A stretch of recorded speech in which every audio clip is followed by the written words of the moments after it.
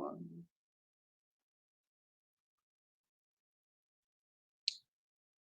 And we are live, folks. Welcome back to day 2 of the Lightning Network Sprint, everybody's favorite hackathon, online hackathon, hacking away at the layer 2 of Bitcoin just before the halving. We've had 2 before this. This is the 3rd wonderful halving where we're seeing a quantitative hardening. We also have on the line Ollie, and Max Hillebrand will be joining us any minute as well. I'm very excited about this. Ollie, how are you feeling on this fantastic day? What are we, a few blocks before the halving? Yeah, hi. Feeling great, thanks. Unfortunately, there's very nice weather outside, but still glad to be here. Yeah, I'm very excited about the halving, or as we should call it, the halving, right? Yeah, we have some small event planned for tomorrow, just a few friends getting together and celebrating. But yeah, very excited. I don't think we'll see an immediate impact in the next few weeks, but it's just will be nice to see the network do what it's supposed to do. So yeah, looking forward to that. Yeah, no, it's one of those moments in history. I feel, I mean, us being Bitcoiners, we take this real to heart, you know. But I think generally a lot of people are starting to get switched on. I've had a couple of friends out of nowhere that really have nothing to do with cryptocurrency or Bitcoin or anything else. Suddenly say, "Hey, Josh, what's this halving thing all about? I'm hearing it." So there seems to be a lot of buzz, and so there should be. I mean, we are getting close to kind of where Bitcoin, like there will not be many more Bitcoins left, really, if you know, if we don't get 51% or anything. Even, I mean, you just can't. You can't even 51% this thing anymore. It's too big. I read somewhere, Ollie and Max. Oh, here we go. Here's Max. We've got him in the house. I read somewhere. Well, I didn't read somewhere. I did the math ages ago. I mean, this was. Oh, geez, that was how many? Already 2 years ago, and a bunch of us figured out that if Google pointed every single one of their hardware at Bitcoin, at the Bitcoin network, and started mining, I know it's a bit unfair because we are using ASICs, they're using generalized hardware, but if they did, they wouldn't even add 1%, and that was 2 years ago. And we've, I don't know, tripled or quadrupled the hash rate since then. So like a 51% attack is ludicrous at this stage.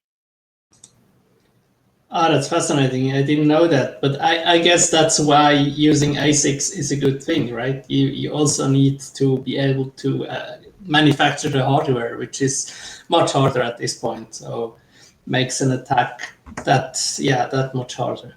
That much harder. And if now that we've reached the precipice, we've caught up to that to the point where we are really not going as fast as everyone. Like before, we were going faster than Moore's law to catch up to current computing standards. But now that we've reached sort of our limit in Bitcoin as in terms of human chip capacity, in terms of nanometers, we are slowing right down. So these chips are becoming a commodity. They're becoming commodified. So they are very, very cheap, and they're not changing. So the biggest problem before was an ASIC manufacturer would get the latest generation, mine the heck out of them before selling them on, and of course the consumer that's buying these things is basically buying a pre-mine, allowing people to pre-mine. So now we have this amazing thing where all the chips aren't being upgraded so quickly. So not only that, they're becoming cheaper and cheaper. So people could just plug these things in, sell them for as much as a lottery ticket.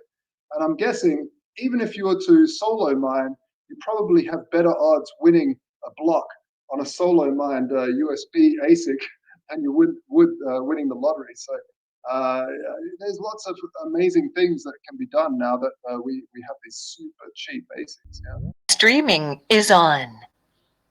Oh, well, I thought we were streaming before, but we just heard the note that streaming is on. Thank you, Jitsi.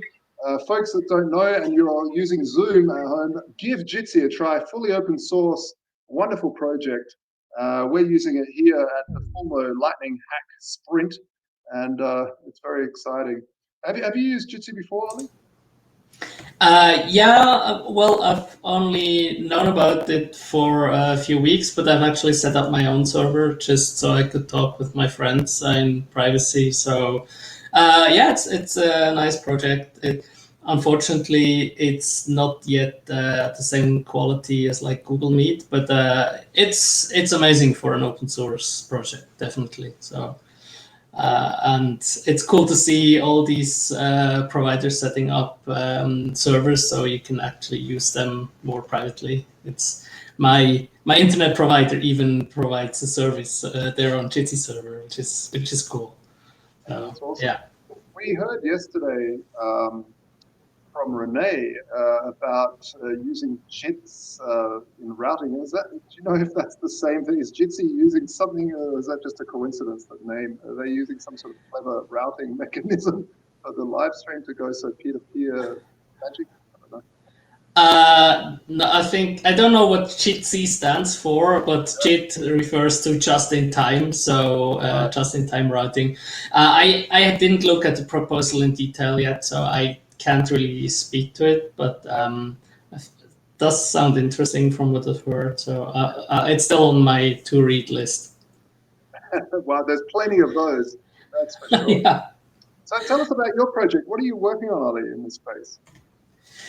Well, many things. I've started working a bit on Loop when I started at Lightning Labs. That was kind of my first project. Did a few interesting things there. I always contribute to L&D just because it's one of the most interesting parts of software out there. At the moment, I'm trying to give some love to the REST API. I have a series of pull requests coming up that add REST support for all the subservers. The subservers are these more experimental parts that we introduced lately that allow some extra functionality. And so far, they didn't have any REST support, so I'm going to add this. And then probably more importantly, also trying to add WebSocket support for REST so that these streaming responses that were kind of hard to parse before should be more easy to use as a developer. I also did some work on PSPT channel funding in the last release, and I'm going to continue on that front to try to abstract all the private key signing operations out of L&D, so you could split that part out and maybe delegate it to a more secure node and stuff like that. And there's so many other projects I'm also working on in parallel, and there's a lot going on in the Lightning world, so it's never boring. You've got a full plate there, it sounds like. You could say so, but I also like to do more than one thing in parallel, so you can switch over a bit, and it's nice. Yeah. So how did you get the job at Lightning Labs? How did you get involved with people over there? That was kind of because of the Lightning Hack Day in Munich.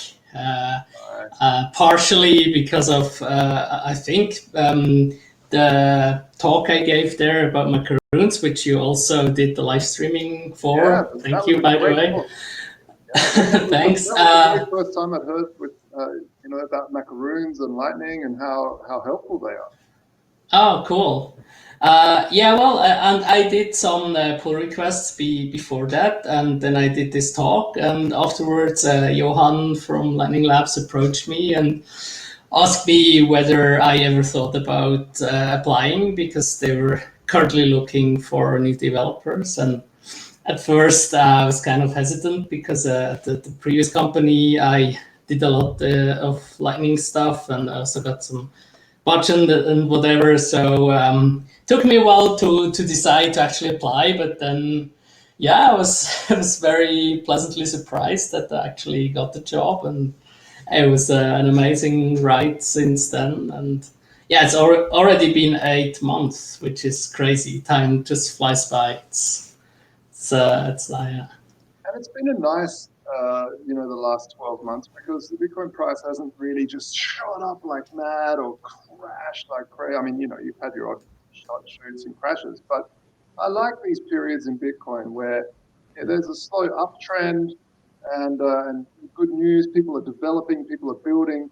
There's not a bunch of crazy hype and a bunch of crazy scams. It's literally just people building great tech, and this is especially the folks down over at Lightning Labs building fantastic stuff. What's the biggest challenge that you see now? You guys building one of the implementations, one of the core pillars of the Lightning Network. What do you see as the biggest challenge for everyone? That's a hard question. There are so many challenges. Which one is the biggest one? Well, I think, just looking at the timing of first the halving and everything else that's going on in the economy, I think the biggest challenge will just be to be ready for when the big masses come in. So big fee spikes, massive traffic everywhere. So I think for some of our products and software, we did just take some assumptions concerning like fee rates and how timeouts would work if high fees suddenly come into play. And I guess we will really figure out whether all these assumptions were correct when and if and when the fees will actually start to spike. So I think having a functioning Lightning Network while seeing massive fee spikes will probably be interesting to see. And yeah, hopefully everything will go as planned. And so yeah, I think just around that there are some challenges, or at least we will see whether we assumed everything correctly or not. Of course, the user interfaces are always a big thing for new users. Yeah. We'll see. And it's always a fun thing to try and get hardcore devs to code nice user interfaces. Yeah, it's probably not the best idea. I hope this new wave of new people will also bring in many designers and interaction specialists and whatever. Yeah, because I know my user interfaces never really are intuitive, so I should build them. Yeah, I mean, this is a typical problem, but I think this is the beauty of open source protocols and open source projects, is that if you don't, folks at home listening, if you really want to get involved and you have a graphic eye and have done web development in terms of graphical front end, a little bit of JavaScript and all this sort of jiggery pokery, then definitely jump on and get in contact with these teams. Yeah, definitely. So when you say that, one question I have always consistently is why are there multiple implementations of Lightning Network? Why is that important for the network? Yeah, that's a good question. Well, first of all, it's different to have multiple implementations on the second layer than it is from having multiple implementations on the first layer, right? So while there are other implementations of the Bitcoin protocol that work and are in sync with Bitcoin Core. Shout out to Amir Tucky there. Yeah, I guess that's the much harder task, or I would say probably the less promising one, because on layer 2, you have the ability to try out new features without the danger of breaking it for everyone, right? So because you can create like a subnetwork, or you can do feature negotiation, whatever, you can try out some stuff without the fear of hard forking or breaking the software of every user. So it does make much more sense to try out many more things in parallel. And because the protocol from the beginning supported these feature negotiations and messages, it is interesting to build your own implementation, more or less. Whether this will continue on like these 5 or even 6 compatible implementations, I don't know. It will be interesting to see, but it's already very interesting to see that I would say the 3 more mostly used ones all kind of have their niches, or try to find their niches, like ASAC going more in the mobile user way, sea lighting more of the how should I say, professional operator routing node, and L&D being more of the consumer oriented, but also routing node operator. So I think it's just the design space is so much bigger that it does make sense to attack it from multiple angles.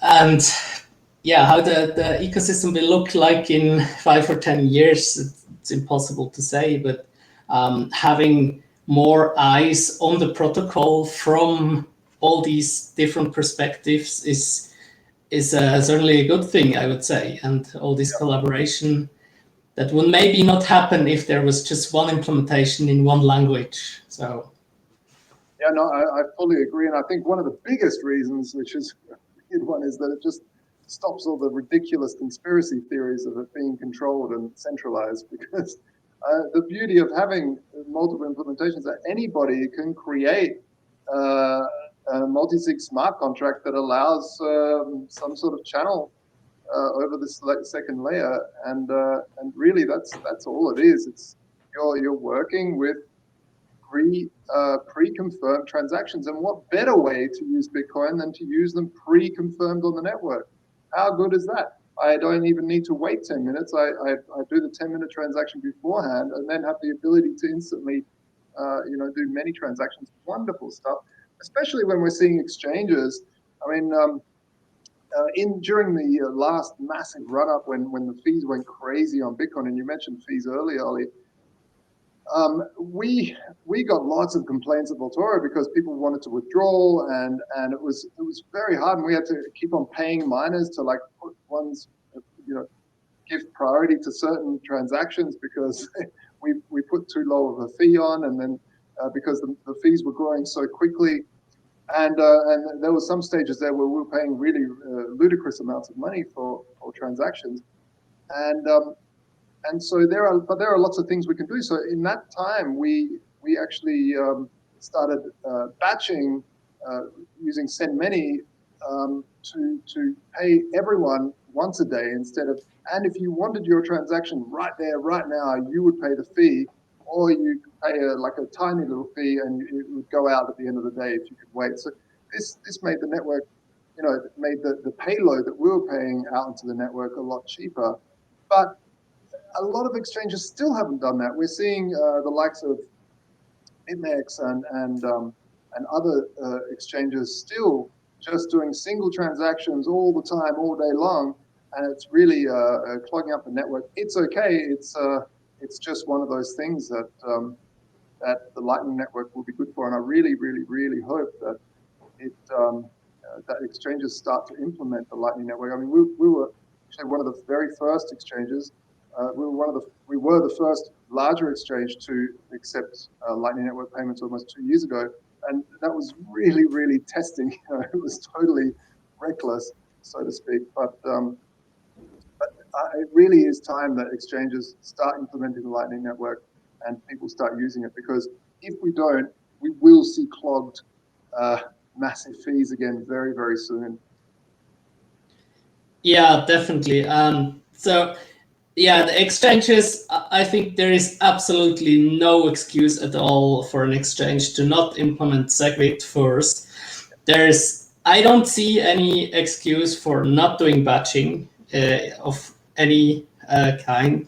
And then, of course, yeah, as you said, now is probably the time to look into Lightning. We've seen quite a few exchanges.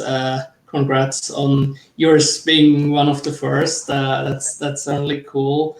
I myself have been asked questions of a Swiss exchange, so about Lightning and integration. So it's in their mind. It takes time. It is certainly much more complicated to integrate the Lightning node than just do simple batching. So I would probably first try to tick those two boxes first, like SegWit and batching, and then look at Lightning. But yeah, definitely. I mean, those exchanges that already have working channels now, they will be the ones doing business during fee spikes, right? Because if you can't send an on-chain payment because of high fees, you can still accept Lightning payments. So yeah, it's... Talking of exchanges accepting crypto, the thing with the Lightning Network is, of course, when it's young, when it's small, when the network is still has relatively low liquidity, it's built for smaller payments, $1, $5, $10 worth of crypto. When you start talking exchanges needing, maybe someone wants to push 100 Bitcoin through, it starts getting tricky. When do you see the ability for larger transactions, or do you think that time won't come for a while?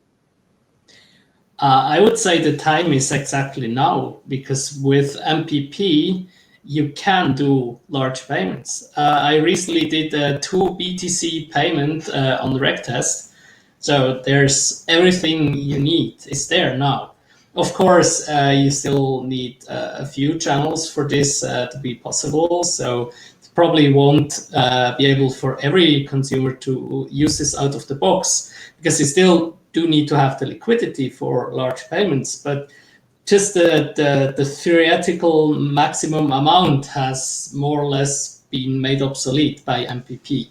So this will make a big difference. And it will also use your channels more efficiently, because it can split it over multiple ones. You don't have to have all the liquidity in just one channel, which makes it also more user-friendly, preserves your privacy better. So we really should start using MPP wherever it's possible.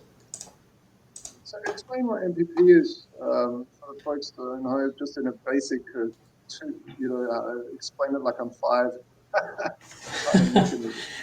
Sure, I'll try. I wasn't too deeply involved, but I got the gist of it. So it stands for multi-part payments.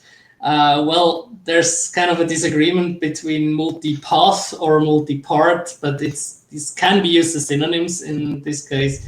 So if you try to pay a certain amount, that payment fails, you try again by splitting the payment into smaller parts and sending them off as what looks like individual parts to the network, but the receiver still knows, oh, these belong together and I have to treat them as one payment, and they go towards an invoice. So I will wait until this invoice is filled, and once I get all the parts assembled, I will say, okay, yes, I got them, and send the success message back. So accept the PTLCs. It's very simply said, splitting up payment into smaller amounts and sending them possibly on different routes. Can be the same route, but in smaller pieces. So there's lots going on under the hood. Yeah, fantastic. I think it's one of the features that I've been looking forward to most of all. And I've been touting for a long time to say, hey, to all these people poo-pooing the whole Lightning Network saying, oh, you can only send 10 cents. Yeah, I mean, once you can split up a payment into multiple payments, or even hundreds, that all take different paths. Not only is that great for getting liquidity through to an endpoint, but also fungibility-wise, it also adds a lot of privacy when there is constantly, thousands of transactions getting split into tiny amounts. Plus, you could surely add some delays in there, so parts would be flying at different moments, and so it really adds a whole lot of complexity to be able to decode what's happening on the net, which is really all you need is that you don't have full confidence in knowing that payment went to there. You can sort of figure it out, but not beyond a shadow of a doubt. And if people think that this is just purely for ridiculous things on the darknet, it isn't. I've talked to many bankers through my time. As much as we can't stand the legacy system, it is there. And the only reason they don't use Bitcoin is that keeps coming back is that it's not private enough. So by people want their privacy. It's also very, very dangerous for everyone to be able to see how much money you've got or whatever. So these technologies are extremely important for money. So yeah, I'm really excited to finally try it out, because I haven't actually tried out a multi-part payment. Yeah. Yeah, what you say is definitely true. It helps privacy. There's just one small caveat with the implementation as it is now, because there was this original proposal called AMP, Atomic Multi-Part Payment, that uses different hash for each of the parts. MPP is kind of an easier subset of this, and it just sends the same payment in smaller parts, but they all have the same hash. So someone who is listening on many nodes or operates many nodes could still see, oh, there are multiple parts with the same hash coming through, and could correlate them still. So we're not fully there yet to where we want to go with this AMP, where we actually do a different kind of pre-image generation, so the hashes are different. But because you cannot correlate the amount anymore, that's already a big win. And of course, we will be working towards the end goal with every release. So this is a partial win, a big win, but it will even get better in the future, hopefully. Nice. Well, we've got Rutzel in the chat here, and we've also got Steph. Feel free to jump in, lads. Oh, they're still hanging in the wings. Yeah. And so, what are you working on during the Lightning Sprint? Unfortunately, I didn't participate in the sprint itself. We did. Yeah, I work 5 days a week. I need some days off to relax. But fair enough. Carla and myself, we did this open roundtable Q&A like 2.5 hours ago. So we invited all developers or users to come and ask us questions about LND. It was very interesting, very good questions, very interesting discussion. So that was our part we did. Yeah, I try to not hack too much during weekends, just to get some zen in as well. Very, very important. Your brain has to defrag, that's for sure. It's yeah, definitely. One of the we have many people working at. I mean, we're a small team as well, but it's really hard, because back in the day you run a business and you'd have the weekend. Nowadays we have to run businesses because they're online and they're crypto. You always need someone on hand in terms of support and coding and hot fixes, and yeah, it's a whole new world trying to run a business in this space. That's for sure. I know now why back in the day you had exchanges like NASDAQ or whatever, they were just shut on the weekend. Yeah, maybe that is a small disadvantage of the Bitcoin world, that it runs 24/7. But yeah, then it's even more important that you try to shut down if and when you can, and do the work necessary when it's necessary. So take the downtime you get, basically. But yeah, I can only imagine how I must be to operate a business 24/7, 7 days a week. Yeah, you definitely got to keep the coffee stocked. Yeah. Ritzo, are you around? Yeah, I'm here. Hi there. Wonderful. Why don't you give us a roundup for the folks at home listening? What has happened during the Lightning Sprint Day 2? Yeah, so really in the morning it got started. People still working on their projects, and I really think they kind of are listening to stuff and exchanging. Started then with the session Ollie was giving and the Q&A and Carla. So really thank you for that. This was a very good talk and exchange. If you like, I can summarize some takeaways that I took from this Q&A. And when Ollie's still there, he maybe correct me if I got something wrong. So what was Sure, go ahead, yeah. Yeah. So what we, for example, yesterday we had a session by Sergey, and they had a paper. They analyzed a lot of attack vectors on common known vectors, attack vectors on Lightning, but to do some testing with a snapshot of the network. So it was more quantitative approach to test out those scenarios, and he came a little bit out of the session with the thesis to say maybe Lightning is not that well equipped as thought by their beginners or by the people writing the paper, like being good for micropayments, because like when you're behind the dust limit, when you send just a Satoshi, it's below the dust limit, and you don't have an HTLC there to protect the forwarding, like in a trustless way. So there is some trust happening between channel nodes there on the forwarding. And sure, this is an attack vector. But I was kind of missing the bigger picture there, and it was good to have Ollie there and Carla to ask how is L&D implementing it, and how is this little trust handled there, and what are the consequences, and how big is this attack vector? Is this really something we have to worry about? And as far as I take it away, it's really like, yes, on the forwarding there is some little trust around some satoshis, really some small amounts of satoshis that are behind the dust limit. The dust limit is 500. What was it, Ollie? The 500. I thought it was 250 sats, but I'm not sure. Yeah, we also have to look it up. But we're talking about a couple hundred sets here. And the idea is really like this. Okay, there is you could be fooled in like you forward some 100 satoshis, but you don't get it then from the other channel partner. And yes, you can be tricked once, but we're talking. But I have always this image there.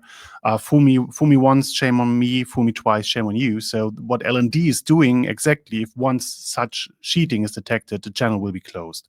And this is a kind of penalty that's now been done, because somebody tries you to cheat you about some 100 couple sets, some pennies, and just risking that you will close the channel with this person, and then you have no bigger like future business with this person. So completely loses out on every future potential earning fees on this channel.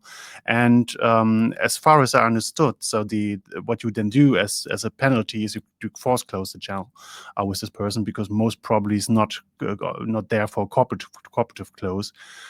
So there is some fee paid there, and normally such an attacker, if it really wants to attack you, tries to choose you. So this attacker's open a channel with you, so he's bringing in the funds in the beginning, and then has to pay for the forced close here in the mix. So this attack is first of all not very good scalable. So the first time you detect something like this, you have to exercise consequences, and in this consequence, the attacker has to pay in the penalty by closing a channel. So this is misinvestment then on his side. So, and this normally will not pay out the gain, like tricking you into a dust limit to microtransaction. So this at least was a takeaway for me that makes it very much sense here at this point. But Ollie, if you see some details here from a takeaway and want to add something, please feel free. No, thanks. I think you summarized that pretty well. But isn't there a drawback for the person that has to close the channel, because they also have to, they got scammed and now they have to also close the channel, which also costs them something. Isn't that part of the equation as well? Kind of sucky. So as far as I understood, like an attacker is normally somebody that opens a channel with you, and because so if I just somebody wants to go out there, open nodes, and want to trick people about some 100 satoshis like that, so I'm going around and opening channel to people, and and then when you open the channel to somebody, normally you bring in the funds from the beginning, and then you also kind of say, okay, I will pay also for the forced closing if this is happening. So it's your investment to build up this channel, and you completely blew this investment, blew this investment when you try to cheat somebody, and you don't go out there with some kind of benefit. Maybe so at least there's some penalty going on, like breaking down this kind of business connection there. And on the other side, okay, there is some, sure, if you have a longer, if you open up a channel to somebody else you think you could trust, this at least reminds us that picking nodes there on the network is always a business decision to do. So I'm trying a little bit like, because if this person is just closing the channel the next day, it's also a bad investment on my side, and I did a bit bad investment maybe in investing the opening and closing fee here. So it's always a decision, is this opening a channel to somebody a really good idea. Fees are low right now, so we're not talking about big sums here, but at least when we're talking about those dust limits, some Satoshis kind of level, in this kind of scenario doesn't make sense. But if you have a longer relationship, this is normally everybody has an interest to keep this longer relationship going and would not cheat you about some pennies and then miss out on the bigger business. Yeah, so it's an interesting attack, and if there was a robot going hard all over the place, picking up 100 satoshis and making good business people suffer by forcing them to close channels. Yeah, this is exactly the thing. This robot thing would not be possible because it would need to lure you in an opening channel to this person and then tricks you about some satoshis, and then you will close this channel most probably. So this is really like, I don't know, it's hard to, maybe somebody's creative there. So we don't say it's impossible. It's quite of there's an attack that's called this way, but I don't see it in a practical. I haven't seen any practical situation where this can really can scale in any kind of way that people get systematically tricked out here out of their satoshis. So and again, we're talking here really first of all the micropayments level. So as soon as you're above the dust level, even the forwarding payments is still trusted. So this is not broken. We're just talking about really this very small satoshis here, and then we also talk about just the forwarding security, so that you get tricked while you route such a micropayment. Once this forwarding is settled, and it mounts up in your balance there, and it gets written like in the channel state at one point. Of course, if the whole channel has enough satoshis on there. I mean, you mentioned it before, but I think the better quote is the George W. Bush version, which is, "You fooled me once, shame on you. You fooled me twice, shame on you. The point is, you can't fool me again." Yeah, that's definitely keeps you in mind. So just at least reminds you. So I really like the presentation of the attack vectors, and even go in an academic kind of way at analysis here. So really like this contribution, because it made us think again and question again. Okay, yeah, I thought about this in the past, why I was not worried about this, and I think this was because I was always personally, and I think also the people I talked to, were always seeing this in a bigger picture, not just this isolated forwarding situation, because there's consequences once you cheated. And then I was lucky that Ollie was there, and we could ask, is LND really doing this? Because just looking into code here and see if L&D how is reacting. It's not everybody's job. So Ollie could say like, oh, and Carla was saying like, no, the L&D is handling it this way, and as soon as we see somebody's cheating on you on some pennies, we will end this business with this person and close the channel. The only thing that's maybe to improve there, Carla said, is like the L&D is not at the moment remembering after the closing that this channel partner has cheated you. So there could be the possibility that that you could open up a channel again with this person or this channel partner. But this more and more there is the idea to put more memory into L&D's implementation and to not go into this situation. So once somebody burned your kind of business, or at least was flagged, so it's not a good investment to open up a channel to that kind of counterparty. This will kind of be remembered, and even the kind of auto steering ways in this in the node implementations will then just avoid that counterparty. But how would you even remember? Is that you remembering more cleverly than remembering more cleverly than IP, or would it be the as far as I can, coins or something? You only have the node ID, of course. So if this person is just closing on the node, popping up another node and trying this again, but again, this person has again to lure you in somehow to make you open up a channel there. So normally an attacker would just try to open the channel with you, and then there's no risk at your side at this point.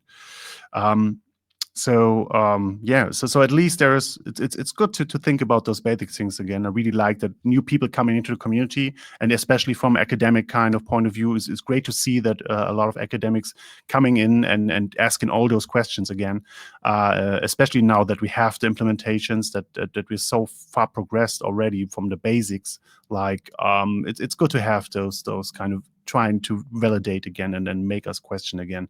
This is really a practical problem here, but yes, theoretically, this attack or it's good to know that this is happening, and micropayments are not at one point more secured by forwarding with an HTLC. So yeah, back in the day, it was a lot of people questioned about Bitcoin is insecure because blah, and they openly said, look at this is an attack vector and it doesn't work. And I remember back in the day, a big part of Peter Todd's role was to constantly scream out vulnerabilities about Bitcoin's on-chain implementation very early on. And I think this is the beautiful thing about the Lightning Network too, is to continually have these discussions in the open about where the vulnerabilities lie, and not to say, oh, see, it doesn't work. It's to say, okay, great, let's see how to fix it. Let's figure it out.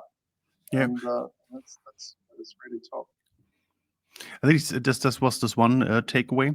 I really liked to be able to ask those questions, and then so on day one somebody presents something, and then on the second day we have the possibility to really to go with people into discussing how is the implementation really handling now this theoretical attack vector. So really like this, what's even coming together on such events like the Hack Sprint. So I'm just remembering the conference. So the conference was so great, but then I kind of sad because I'm not exactly sure if this year we can do a Lightning conference, at least not the same way we did last year. So let's see. Yeah, but at the same time, I feel that it spawned something really beautiful where we can have more regular Lightning Hack sprints. Not everyone can have a LAN party every week and join up hundreds of computers at a warehouse. Sometimes you do need to do these things online, and I feel that just having this Lightning Network sprint, there's already now, this is the second one, one after the other. People are very engaged with getting the developers, the engineers, the graphics people, everyone just joining in from their homes. They're bored anyway, sitting at home, so it's great. The development, I feel, is since this. I feel generally the pulse has been that more developments happened than ever before. Yeah, okay. I'm not necessarily sure about that. I think maybe people at home and on their computers more, so it's less talk, more code. So that's probably also a bit like a factor, because also on the conferences, people were just coming there and there's somebody, there's somebody, there's somebody, there's somebody. So it's very, very hard to, even on our hack days, it was also a very big social event all the time. Hey, look, if you have a keg that you could pay with Lightning, you know how that's going to end at a Lightning conference. Yeah, at one point, sure, yeah.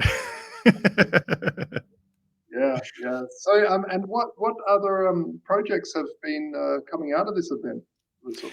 Oh, there was a very interesting. I saw a prototype presentation earlier on. So Frankie was taking it away. For example, on the last hack sprint, we were starting with the Tor to IP bridge, and Frankie had kind of started to since the last hack day started to build to scale it up. So in the last hack sprint, we found a simple Unix way, but it's good to find it and see to use SOCAT command long there in Unix to use it to build a bridge like between the IP world and the Tor world, because we want to use this to make nodes that are running behind Tor available in the IP world, in the ClearNet world, for other devices to connect, so that you can much more easily connect your mobile phone, so your mobile wallet that you have in your pocket, more easily to your node securely running behind Tor.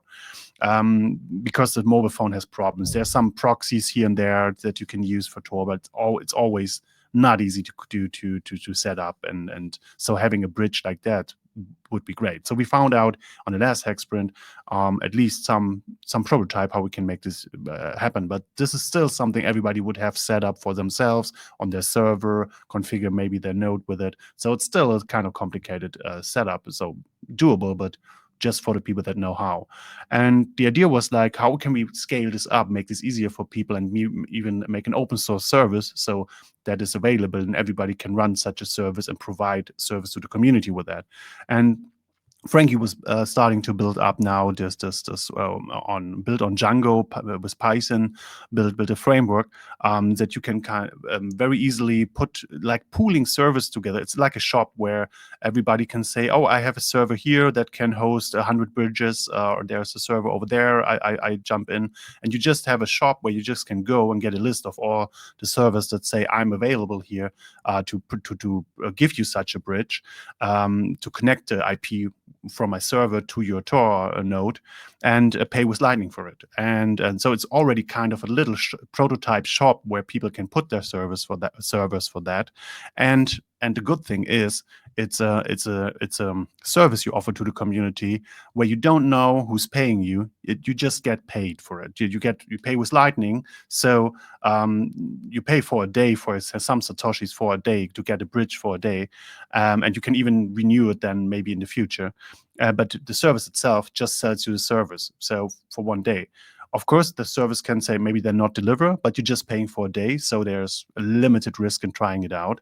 And on the other side is if this there's no data stored from the user other than the Tor address where it should deliver the IP traffic to.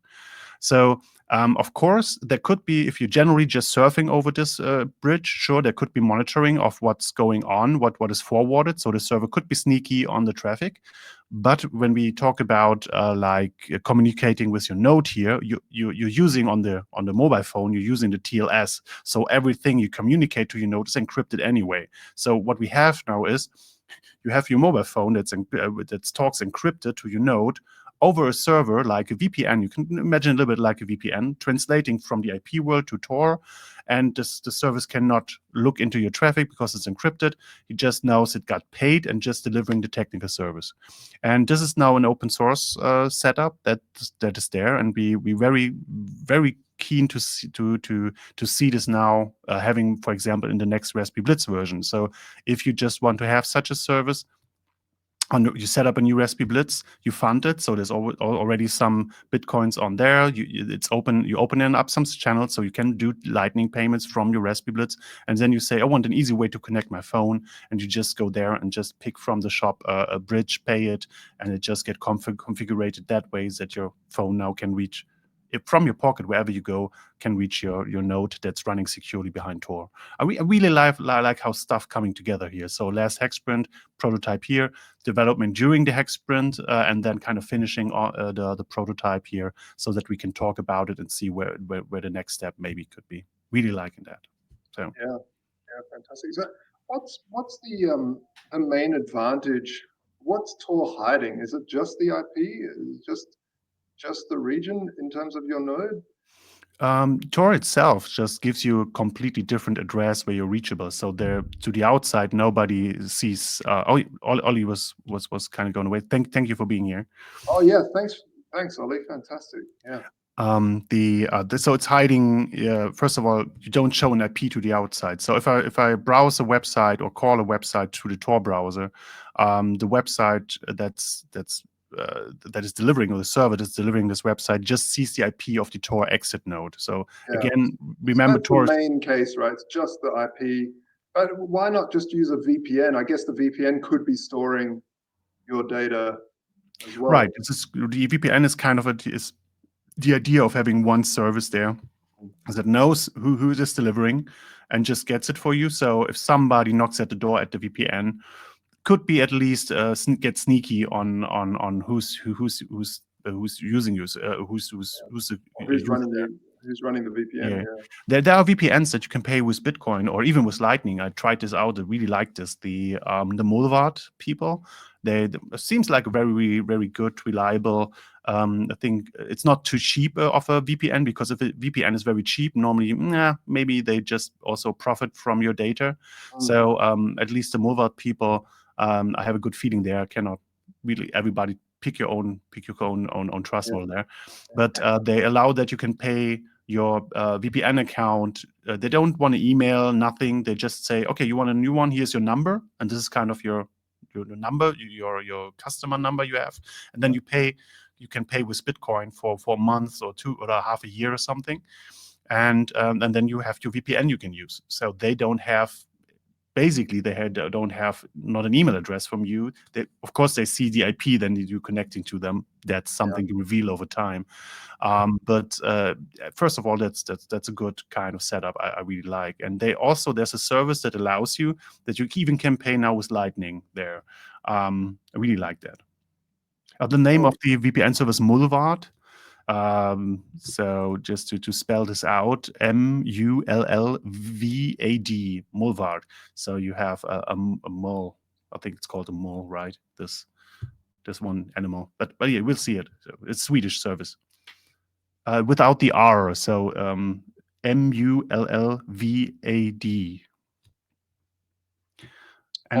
Mole rats. it's a little bit like more rats. No, more rats a little bit different. And then there's some service, they don't have the Lightning payment on their site, so it's an external service. Somebody built kind of an interface, so it's not natively supported Lightning payments. You just natively can pay with Bitcoin on chain, but somebody built kind of a prototype where you can pay with Lightning. I don't have the address here or the name of the service in my mind, so maybe you have to Google for it. But really loving that. Yeah, that's great. So Max Hillebrand sends his love. He can't get. He's struggling to get internet connection. He is in the wild world, hidden away from the society, and is finding it hard to connect. That's fair enough. We all have issues. Yesterday I had extreme internet issues, and today I got it fixed up. But one of the things I'm really excited about as well is connections to that the only thing that is truly always connected, apart from my phone, which is not always connected because I turn it off, maybe sometimes at night it runs out of batteries or whatever, is your modem, is your internet modem and your router at home. And I'm very excited to see some of these projects that are running, that are trying to get a node set up within the router. I think this is a really interesting space, and there's a few projects. Chris and Kendall were last time kind of presenting a concept there. I heard Kendall is working on something. I have to get back with him if there's something to present later on the wrap up. But yeah.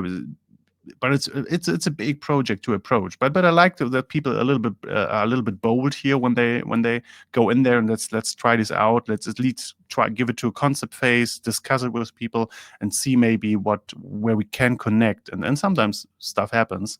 Sometimes it's early. You never know. So sometimes the same idea works in 3 years in the future.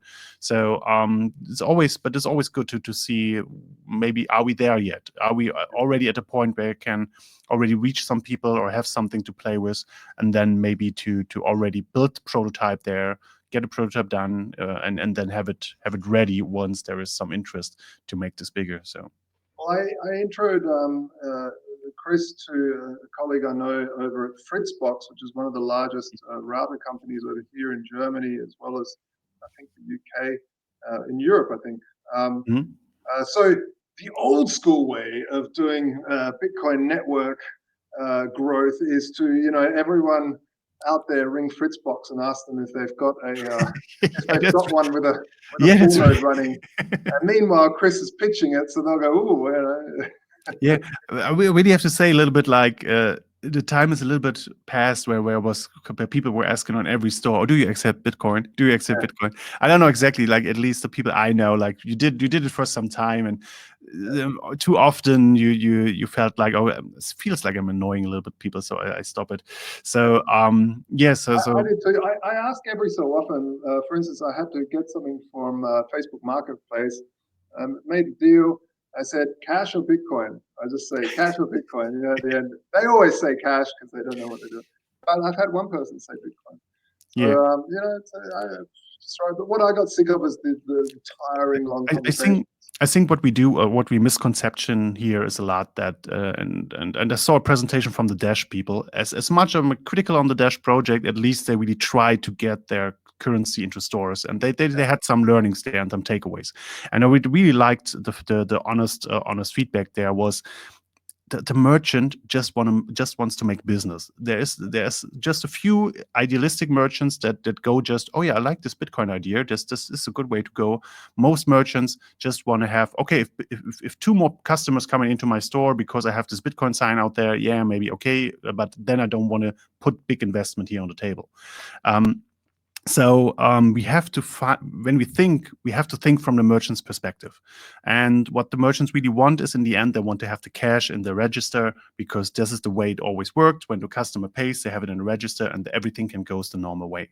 So there is an idea what we could do, but it's a lot of investment from our side. But I think this is something we need to do if we want to get this started again, like people accepting Lightning at merchant stores. Because what you could do is you can take a cashback, put some fiat money in there, and small cashback that could be safely stored from a merchant. And you go to the merchant and say, do you want to accept Bitcoin? Yeah, but I don't want to, just want euros in the end, yeah, right, here are the euros, take this cashback. It's my cashback, I give it into, you just put it somewhere safe here. Best would be if the cashback would fit itself in the register, so it's always there. But the merchant can remember, it's not my money yet. And then you give them a point of sale system. We are already very cheap, for example, with the M5 stack or the quickening that Ben is working on. So you're in about 15 euros kind of way. But you bring this to the store and say, and put this thing here. You could even get cheaper now. So if you look at the Allen bits that even is worked on here on the Hexprint, there's a plugin where you can just have a virtual POS. So it's just a mobile website that you can serve from your Raspberry Blitz. Just needs to be reachable from the outside, which also can the Tor to IP bridge could solve a lot. And then you have an account on the Allen bits, and you have just an URL with a QR code. You print this URL into QR code, a piece of paper you give to the merchant. And once somebody wants to pay there with Bitcoin, they just take their mobile phone, scan the QR code, and get kind of a on-the-fly POS system on the phone, and then you type it in, and then you get a QR code to pay, and the merchant pays, and it goes to this Allen Bits account. So put it all together, what we have. You go into a store. The merchant say, yeah, you can pay with Bitcoin. Okay, I want to pay with Bitcoin. So the merchant gets out this piece of paper, scans it with its smartphone, has the point of sale, presenting it to the customer, just pointing in how much money in euros they want. The customer pays. The money goes directly to you. And the merchant takes out the money from the little bag you gave them and puts it into his register thing. So the merchant is kind of buying those bitcoins in the exact same moment that you were giving it. This completely solves the custodial solution, because you're not a custodial for any bitcoins here that belongs to the merchant. So what you have set up is a point of sale system where you directly buy the bitcoins and at the moment from the customer that want to pay us, and you have a way directly to give the merchant the cash that it just can put into his register, and it's the same process as the customer would have given the merchant cash money, but now somebody was able to pay with Lightning or Bitcoin in the store. I know this puts a lot of trust up front, and normally we don't like trusted setups, right? But I think if you really want to do this, and in the end, think about it, it's not a big an investment. Like, you don't pay. You just have to find some merchants you trust. You really can say it's really something. It's an eye-to-eye thing. You really have to say, will this work with this merchant? Is this an honest merchant? Is this somebody I maybe know because he's living in my area? Buying a coffee from every day.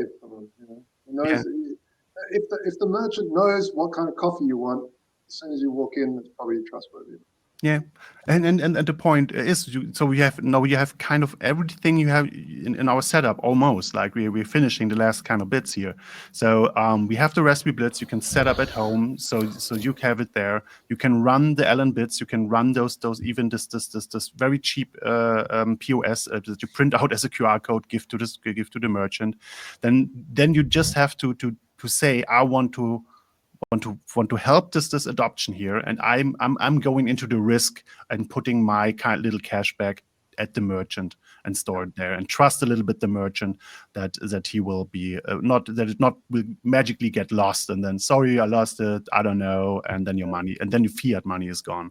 So yeah, but the thing is, if I look at something like Alipay started, 5-6 years ago, and I went back to Australia for the first time before the lockdown, and it was everywhere.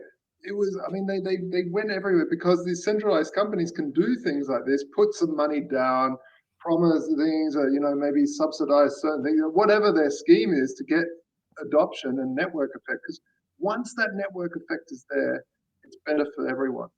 And so yeah, it definitely is a tough call for people to lay out that money out, especially there is this opportunity cost. What could you have done with that $50 if you didn't leave it behind at the shop? But yes, come on, this is a passion project. Let's do it. Yeah, and it's really something if just one or two people doing this in a kind of local area. Come on, you're your local Bitcoin nerd here, so go ahead. Bring it again to the community and make it easy for people. And first, of course, it starts with just that it can be accepted at the store. Of course, we wish all for the perfect setup where the merchant is self-sovereign, is running his own node and doing all those things, and even keeping stuff in Bitcoin and going into a circular economy. But we can only start a circular economy if there is, for this one merchant, a lot of places where they can pay with Bitcoin. So it's very, very important to start with those acceptance places first, and having them in the real world. There's something called cash we have to find a way to deal with, and we don't have to make it complicated for the merchant. They don't want to change how they do their bookkeeping. They don't want to get an extra technology level they have to care about. But I think once they can see, okay, now every kind of week somebody comes in here and pays with Bitcoin, then you get them started to think maybe there's something I should at least get a finger into it, and then they could start getting more sovereign. So. I have a bit of an experience. There is a small valley in the north of Italy in which they called it the Bitcoin Valley, and which a small startup started pushing towards some merchants, some early Bitcoin merchant solutions, and the first adopters were really into it, like running their own node, checking out, and a bit of investing themselves into Bitcoin. And there started to be a bit of a circular economy Yeah. Then the startup fucked it up a bit, and yeah, now they kind of got stuck, and I don't understand why, because now it would be the right moment to start converting them to Lightning merchants. All of the Bitcoin merchants out there should become Lightning now. Yeah, definitely. But it's just a matter of finding the right business solution there, and it's a kind of rural area, a small town, from which you wouldn't expect such a reaction. But I was really stunned. Mm-hmm. There is a bar accepting Bitcoin since 5-6 years ago. Nice. Yeah. I think one of the biggest problems we're running up against here is that we do kind of need to start a new network effect with Lightning, because sure, if someone accepts Bitcoin, they already psychologically understand it, they're already psychologically in there, but they do need to jump to the next level and start a node and start accepting Lightning payments. The other thing I think really should be fleshed out, and it probably has been, I'm not sure, you know, of course it's decentralized, but the way we talk about it is also very important, the language that's used, because if I make a Lightning payment, is that Bitcoin now? Is it Bitcoin Lightning? Is Lightning now is it an altcoin? What is Lightning? Because there's so many. Oh, it's a crypto. It's built on Bitcoin, but it gets very complex. So it'd be you know, this is one of the challenges I see is how do you communicate that that Bitcoin is, that Lightning network is Bitcoin. It's just Yeah. a better way of using Bitcoin. It's all those little things. Even that I always also say, like, I want to pay with Lightning, but I want to pay Bitcoin on Lightning. This is all those little things. I know. Yeah, but really, I think first of all, I think once you can have the best kind of wording there. If you can deliver the solutions for the everyday adoptions, like I called, like thinking from a merchant perspective, wanted to start easy, wanted to start just with having a cash way there, and so if you don't have those ready, they don't even care about the wording there. So I think it's good to maybe for self-training, for realization, for us to train how to talk right about it, so to prevent misconceptions there. Yeah, there's all these little things, but we also have to see, talking about wordings and names can always be a long discussion. So and the best thing you really see, especially if you do it before everything, like, or we're not before everything anymore, so that's good. At least we come from some experience here. But if you put it too early, it eats up also a lot of time into discussions. What's the right word here? And you could have built a lot of stuff in that time often. So yeah, I agree. So we have another person here, fellow Jitsi. I'm not sure they haven't changed their name here. You want to say anything to the world? Hello?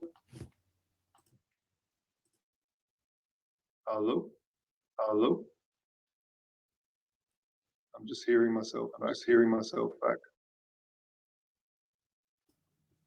Oh, well, when you get started, just jump in. that's interesting. I think somebody just put up a loop. Yeah. Is it like, at least like the sound is on or something? Oh, it's okay. Maybe just wanted to listen in. So it's an audio mirror. You know. Yeah, I think the challenges are ahead of us, folks. But this is why these Lightning Hack Days are so wonderful. And when they're in reality too, I definitely encourage everyone to come along, because these sorts of conversations go to the full technical hardcore and across to the more the marketing side as well as the graphics side. Everything's discussed, and it's a really great community to be part of. I definitely encourage you to go when all this Corona nonsense is out of the way. Yeah, but while we're here, yeah, absolutely, on the Josh. live stream. Will it be in a physical location in the future? So where? Yeah, so in the past, it's always been there's been a couple in Berlin. We've had one in Munich, and we've had one in New York.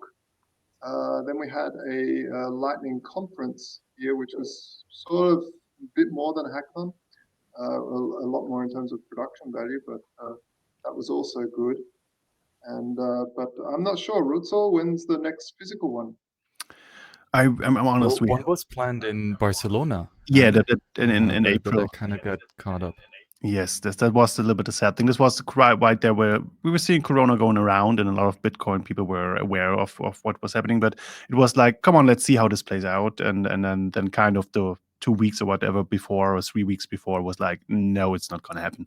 And yeah, and then we kind of started to do, come on, let's do at least a hack sprint. And so we came up with the idea, put it online. How can we make a hack day online?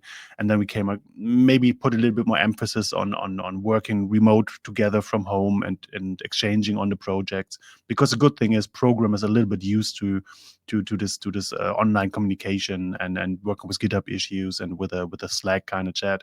So I think this was the idea to let's start from this and see what we can build around it maybe in the future. So it's online events. It probably helped on onboarding a lot of people, myself included. Yeah, that's right. On the other side, also you have to see the good sides on it. It's now a worldwide event every time. So before it was local, or at least we had always people from came from a lot of kind of places, even from other countries a lot. So this was already happening before. But having this accessibility, like I'm just here with my laptop and I can join. Yeah, this wasn't there before. So it was a little bit exclusive before. Yeah. So good to see that people are now able to jump in here. Yeah, most definitely. I'm not sure if something's happened here with my camera. Your camera is off. It's so crazy what a webcam costs these days. I think they tripled in value or something. Like it's a little bit like the digital gold. If you have a recent webcam lying in your attic, just get it out, put it on eBay. It's like. And it really is. These things are store of value. I tell you, the Logitech webcam, it's like 8 years old and it's still the #1 seller. It's the HD, whatever it is. There's everyone that you ask, what's the best webcam? It's still the one that's from 8 years ago. It's amazing. They haven't really moved on. Yeah, Josh, the very important question is that webcam on the blockchain? Because if not, it just doesn't exist. Well, it should be, absolutely. I should ICO it. It proves every picture it makes. Yeah. Kind of hash to the blockchain. Yeah. Yeah, that's so funny when you see people like talking about blockchain, and then you look what they do in the end, and then we do hashing and hash those things somewhere in the blockchain. It's like you think you need an extra blockchain for that? You can just do this with timestamping on Bitcoin, and it scales to the moon. So even on this on-chain layer. So it's really, I don't know. Yeah, I know. Yeah, Max, welcome to the show. You made it. Yes, I've been struggling through the ever weakening internet waves here in the mountains, but it seems that it's working rather stably now, which is good. How's the show so far? Wonderful. We've had lots of good conversations so far. We had Ollie on, and been talking to Rutsal, as well as Step has chimed in every so often. But yeah, I wouldn't mind get your view on. Did you manage to catch Ollie's talk this morning or this afternoon? No, unfortunately not. Yeah, neither did I. But we got the skinny from Rutsal. Oh yeah, I can maybe add another takeaway from the talk. Because I think this is the one Max will be interested in. It's because I asked the question, because we were talking about this in theory before, like, and just how resilient is this technology we call Lightning, and the question is, would it still Lightning work? So if you have a city and you have within the city, you have already set up some nodes and they have channels, and normally you can be able to pay there, and then the global internet goes down. Like, I don't know, your city gets disconnected from the global internet. Think really resilient thinking here. So what could happen in this world? We now don't know. So you have an island, for example, or you have a that gets separated from the rest of the internet. And then would those LND channels, or LND channels, the Lightning channels, still work? And I asked Ollie a little bit about it. How would LND react? And they were honest, like, oh, we never tested it in this kind of stressed scenario. But from everything he has in his mind, so he's saying, normally you should be able to still transact on those channels. The only thing would be maybe because you have your client has the whole graph maybe still in memory, it will try a lot of routes that's not working, so it maybe takes longer. So there might be still things to optimize there to make it still in a good way. But basically the technology should be able to work still there, even if you get disconnected from the internet.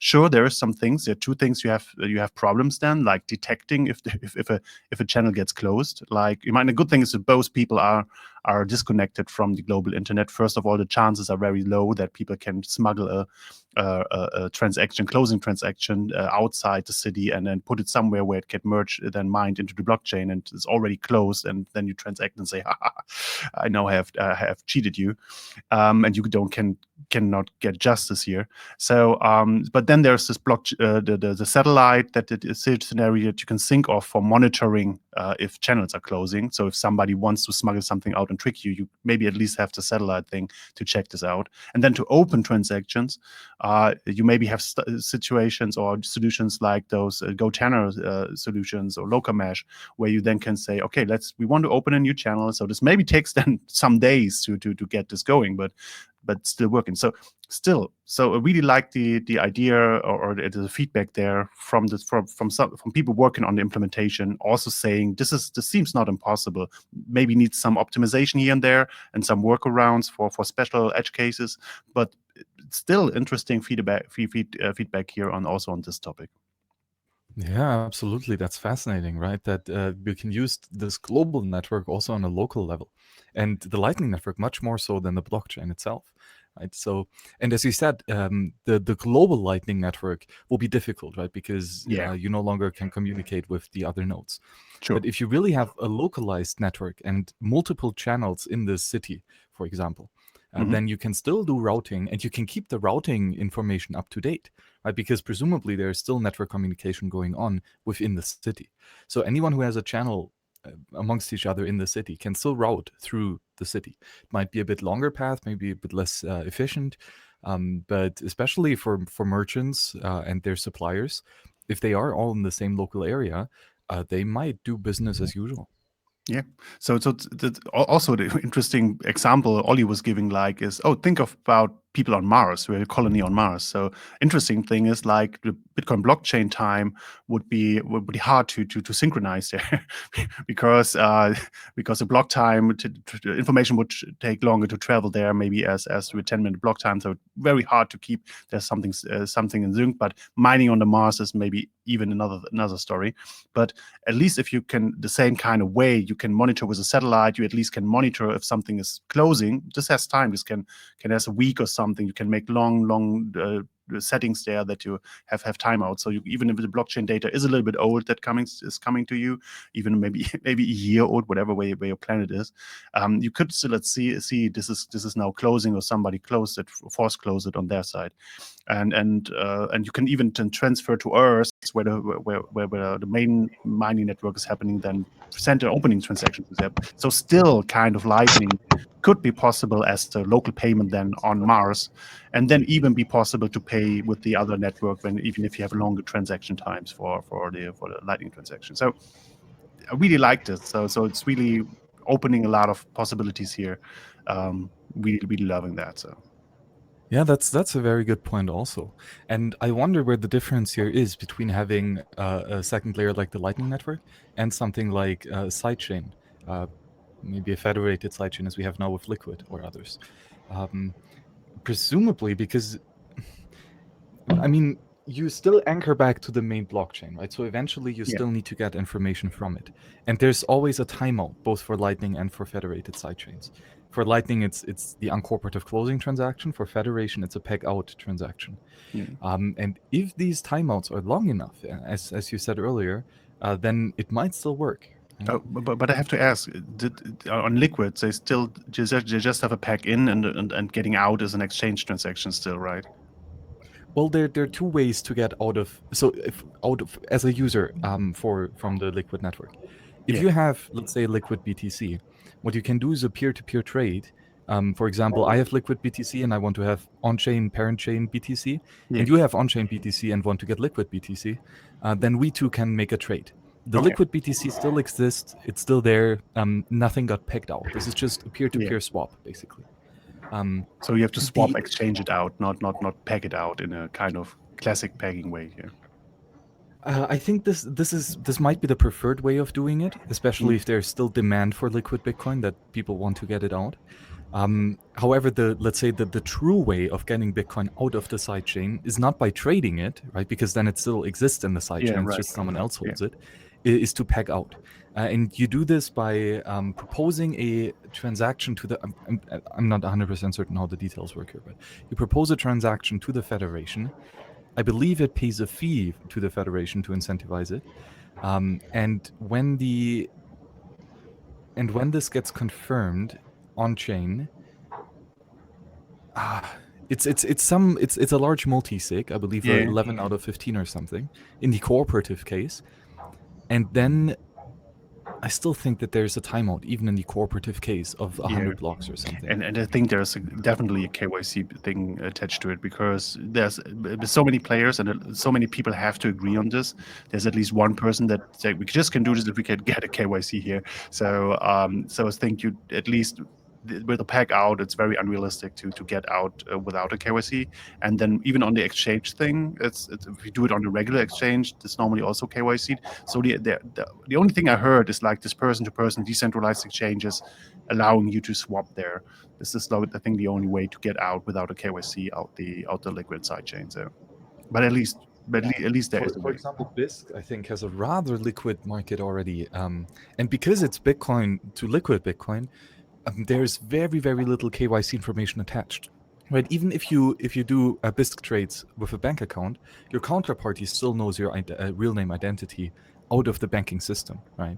But the cool thing when trading Bitcoin versus liquid Bitcoin, it's just pseudonymous identities, right? And if you have good coin control on the base layer, it's very difficult to actually find out who you are. So trading this on these peer-to-peer markets is quite nice for sure. Yeah. So this is a possibility.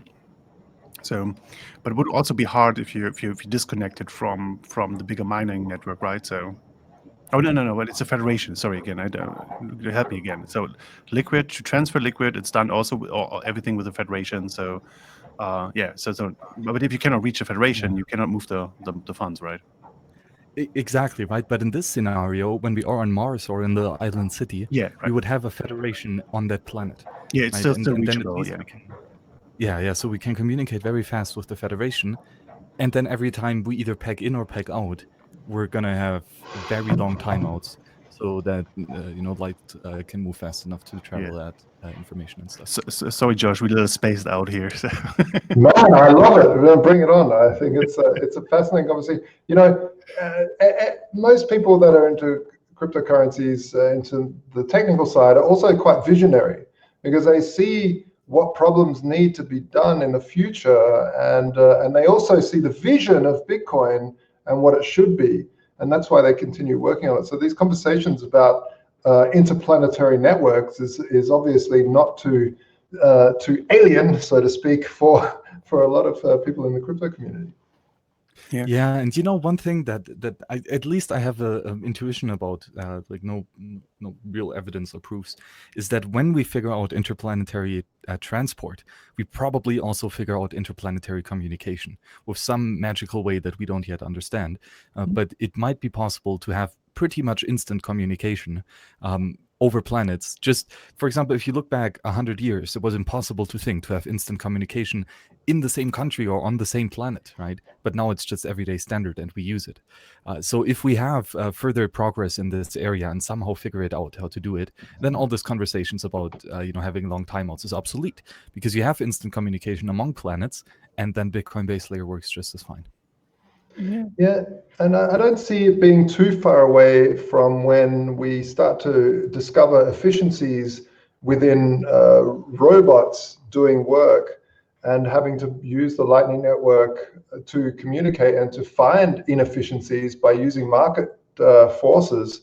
And so obviously once that really starts to take heed and you have factories really using crypto tokens or some sort of payment method to either stop spam or to find inefficiencies and solve them, is that then obviously when you have Mars rovers and anything else that maybe hopefully aren't government run but open source, then you don't want those rovers to be getting a lot of spam or whatever is happening up there. And by limiting those any queries or any messaging going out into those spaces by using crypto. I know this is a sort of a bit of a weird rant. Some people, maybe I'm just totally off the charts now, but yeah, we were talking about space, so absolutely cool that you're talking about robots. So it's coming nicely together. Well, anything that's in space is going to be a robot. I don't see humans being up there for very long. I think the first settlers will be Mars rovers and stuff like that. That will still need some sort of way of having a market in whether it's data or anything else. Yeah, and then the real interesting thing is, let's assume that we have interplanetary communication figured out. Then all of a sudden, is it still profitable to mine on planet Earth? Right? What about you have, I don't know, a Dyson sphere around the distant sun, and you get unlimited amounts of energy. We will not build Dyson sphere around the sun. This but light why? is needed by the planets. There's life on this Earth, and it needs the sun. We don't. No, Bitcoiners will not Dyson out the sun. Try it. Come and take it. Because if you actually build it, it's going to be efficient as hell. That's right? And then you're going to get like in a couple of halvenings, right? When the block reward is so tiny, but every Satoshi is so ever precious. You're of course going to build Dyson sphere to get just that little tiny bit of block reward every now and then again. It will not be we are doing it. It will be an algorithm, a smart contract on the Ethereum network that will do this to get all those bitcoins out. Exactly. I don't know, something like that. So it will not be the Bitcoiners. No, we don't do this. Whenever you're saying Dyson, all I'm thinking is Spaceballs, the movie, of that huge vacuum cleaner sucking the Dyson vacuum cleaner sucking the oxygen out of the.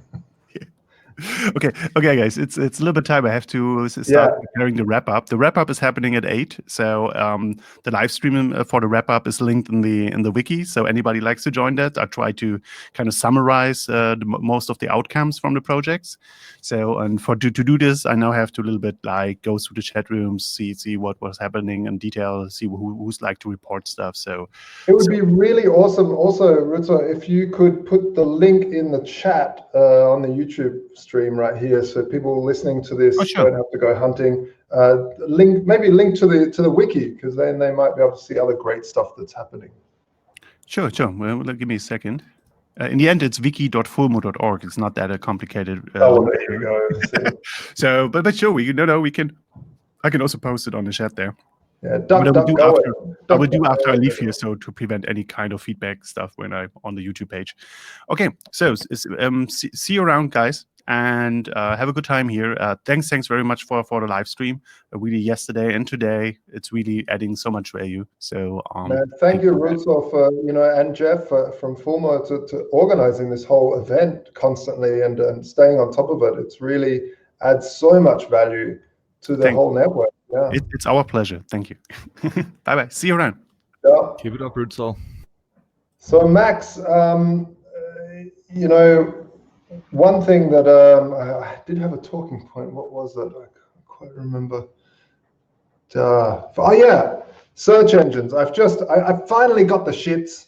I'm sick of it, tired of it, and really because I tried to look for some health information on Google, and back in the day it was good. You know, they used an algorithm that said, hey, the more people that link to this article, the more relevant it is, and it made a lot of sense, right?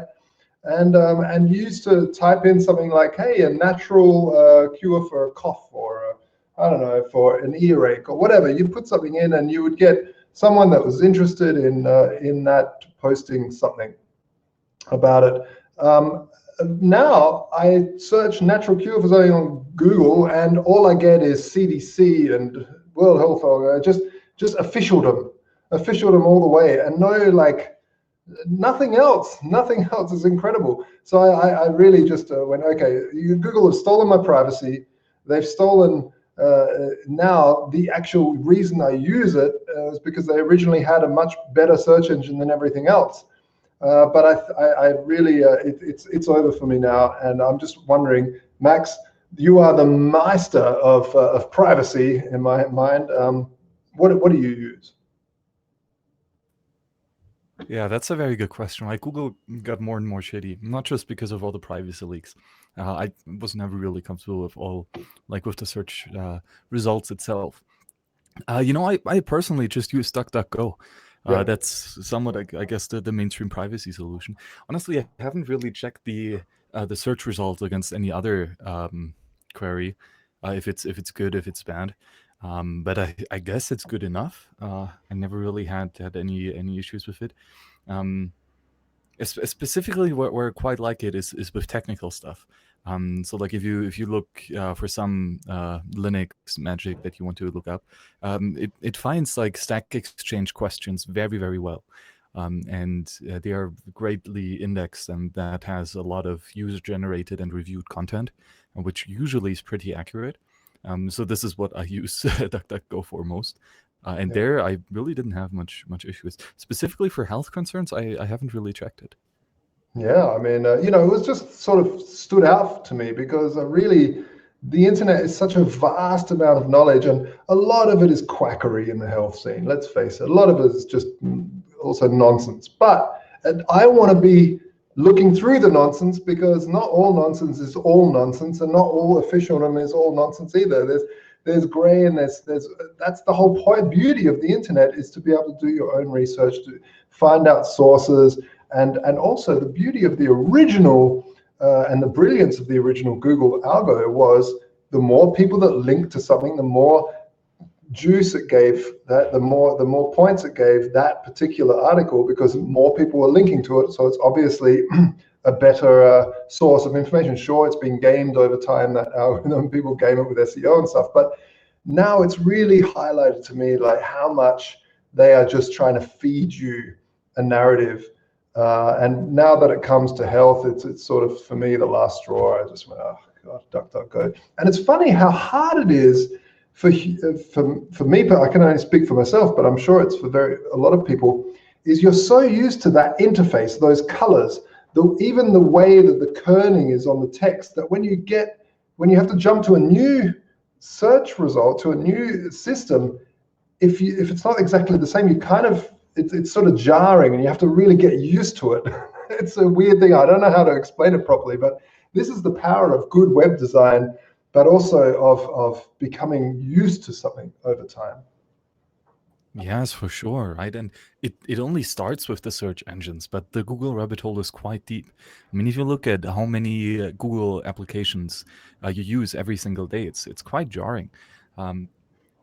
So of course, search engine is one, right? Then stuff like YouTube, for example, is also, right. How often I mean, we're doing live stream on YouTube right now. So how often do you watch YouTube stuff, right? And what information do you give away? And are you always logged in with the same account? And is every video that you watch clustered under one identity? Then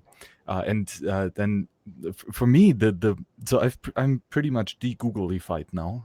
And Nice. For me, the most difficult thing to get rid of initially, and that I thought that would be the biggest hurdle, was maps. Right, Google Maps is just super useful. It's very quick with finding a path.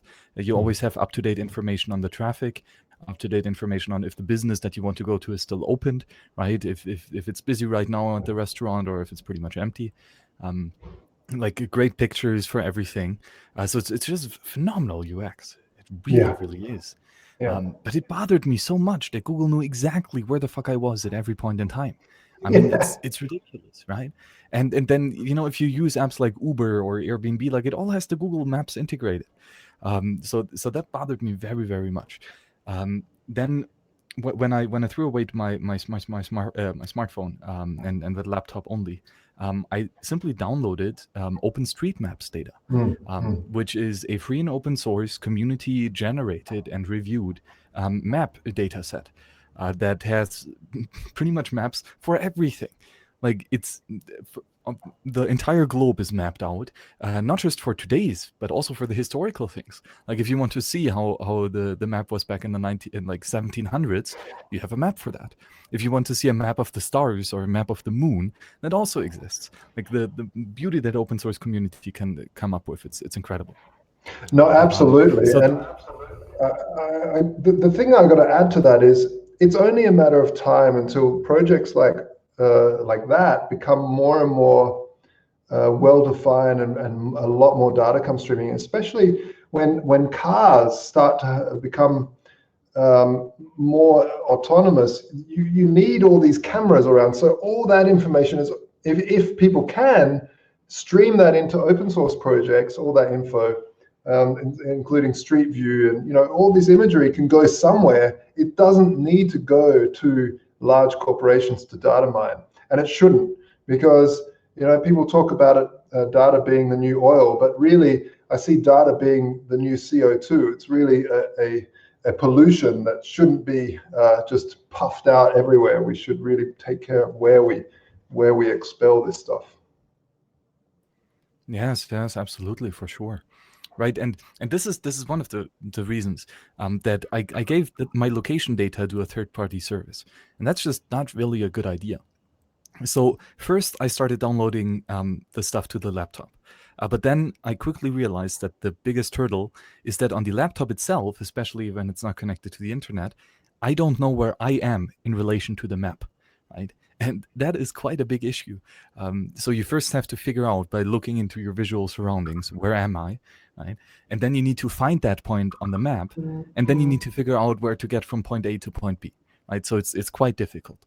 And this was actually quite a pain in the ass, especially when driving and you can't really look on the laptop and work with it properly. So then the solution that I came up with is that I got a ridiculously cheap 7-inch tablet that doesn't have any SIM card connected to it, just bare bone GPS. And I connected that to Wi-Fi one time. Right? You could install Graphene OS on it, or just get a throwaway Google account that you are not going to use anymore. Then I went there and downloaded F-Droid, which is a open source repository of applications for phones and tablets. Basically an open source Google Play or Apple App Store. And here I downloaded an app that is called Open Streets and Live, which is a phenomenal app. It allows you to download all the map data of the entire planet, all the streets data, all the hiking trail data, all the bike lanes, everything. All the height of your surroundings in mountains and stuff. This can be downloaded locally, right? So I just got I don't know, I think 32 gigabyte SD card for $5, ridiculously cheap. Downloaded all the data of entire Europe where I'm gonna travel. One time when I was connected to Wi-Fi, then I turn off Wi-Fi and I haven't connected it since, right? Well, no, once I did an update of the map after a couple weeks or months. But then you're completely offline, right? And you can use that map, and it finds out where you are with the GPS in the phone, and you can still, route your navigation without ever connecting to a third-party server and requesting them to do the route calculation for you. Yeah, this is the beauty of GPS. All you're listening to is satellite pings. So the satellites don't know where you are, but you know where they are, and can put a dot down. So you're really, it's such a. I was always surprised that GPS was set up how it was set up. that you didn't need an account, that you could just sort of listen to and triangulate or more yourself within a satellite position. I really would have thought that the governments would have set up some sort of more intense thing, but I guess it was more accidental. It was the military first, and then they went, oh, let's just release it for the public. Yeah, exactly. Right. Yeah, but pretty much works. The only downside is you do your own route calculation. I mean, that's the upside of it. But the downside, route calculation is a very difficult and computationally expensive task. So, especially on a shitty tablet or shitty phone, and you have a long distance trip, like several hundreds of kilometers, it might be it takes very long or might even be impossible to find a route on your local machine. Right? Again, that is one of the benefits of Google. It has its heavy computers to do the route calculations and compare different things and like. No, but not only that, traffic data. I mean, traffic data for me is so great to route around some annoying jam that's a few miles down. I'd never know that's there, and neither would my offline GPS. I used to have this TomTom there, same thing, just an offline map service. But the ability to route around things like this, and this would be great to open source as well. And there are, when what was it? Oh, geez, what's the other service called? But then Google bought them. I've forgotten now, but it was really great because you could also register speed cameras or speed lights or like cops, anything like that, and it was sort of crowdsourcing data, and would say, hey, someone registered, police here and there, and it would be sort of, you'd have sort of that autonomy from the system to be able to route around. But again, you're using those third parties, and you don't know where the data is going. But by the way, speed cameras and cops, they are recognized on this Open Streets and Live. So you actually do get this information, and also speed limits, right? And you can set in that warn me every time I'm 20% above the speed limit, or warn me every time there's a speed camera within 1 kilometer radius. So you do get all this information, and you can use it. Yeah. We're veering off the Lightning Network here a little bit, but it's all tied together in the ethos that is being your own person, being your own entity in terms of in the marketplace, but also in terms of your data. And your data is a type of currency. So that's why we bring this stuff up, because it's a wider conversation that's, I think, interesting for everyone listening to this stuff. Max? And maybe to bring it back a bit to the Lightning Network, but still keeping it with open source data or street maps data, is that Ben, BTC Arc, he had this WER39 protocol, right, where he uses the BIP39 mnemonic words in order to like pinpoint on a map exactly where you are. So instead of showing coordinates, you show, I think it was 4 or 5 words out of the mnemonic word list, and then you have the precise location where you are at. Right? And this was, again, like very, very awesome feature, like makes transferring coordinates so much more easy and trivial. And it still can be done with open source data, and it's a project born out of open source ethos. You can get that much data out of 4 or 5 words? Yeah, it was like, I'm somewhat making these numbers up, but the gist is correct. With 4 words, we had like an area of, I think, 1 square meter or something like this accuracy. Wow. But then with the 5th word, you have like pinpoint accuracy, like the size of a penny, like a square centimeter or something. So I was surprised on this very too. But the cool thing is that the word list is very, very large. I think it's 2,048 words or something like this. So it's quite a lot of entropy that we have here available. And then you use that 4 times, you get quite good accuracy. But I was surprised on that too. It's a bit unintuitive. Yeah, I really think we need to move more. I mean, for humans to use mnemonics to remember passwords or anything else is just so much better than one-word cryptic passwords. First of all, words just should never be used as a password, but phrases are wonderful, and they're so much easier to remember. Oh yes, remember and to transcribe. Right. So for example, you have your password written down somewhere, or you use a password manager or something on the one laptop, and you need to type it into the other laptop. If it's gibberish like 7, 8, exclamation point, brackets, semicolon, stuff like that, you're gonna sit there for minutes trying to figure it out, especially if it's a long and secure password, right? So currently you're incentivized to use short passwords that are easy memorable, right? But that's fundamentally bad. So if you use a password manager that gives you cryptographically secure random number generated passwords that are represented in mnemonic phrases, like if you have 6 mnemonic words or 12 mnemonic words, that's unbrute forceable if it was generated with a truly secure random number generator, right? But it's much easier to transcribe. So this is for sure the way to go. I mean, 2,000 whatever to the power of 4 is just a ridiculous amount of entropy. It really is.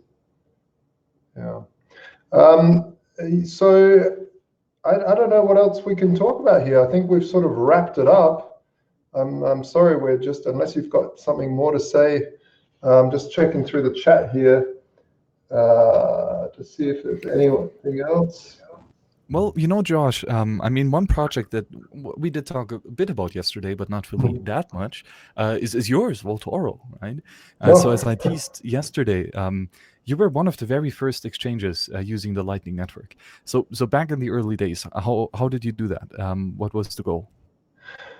Man, the goal was basically to show that the Lightning Network could be used on a professional platform, and it was also for me, because we exchanged between Bitcoin and gold, and there was no one else doing that at the time.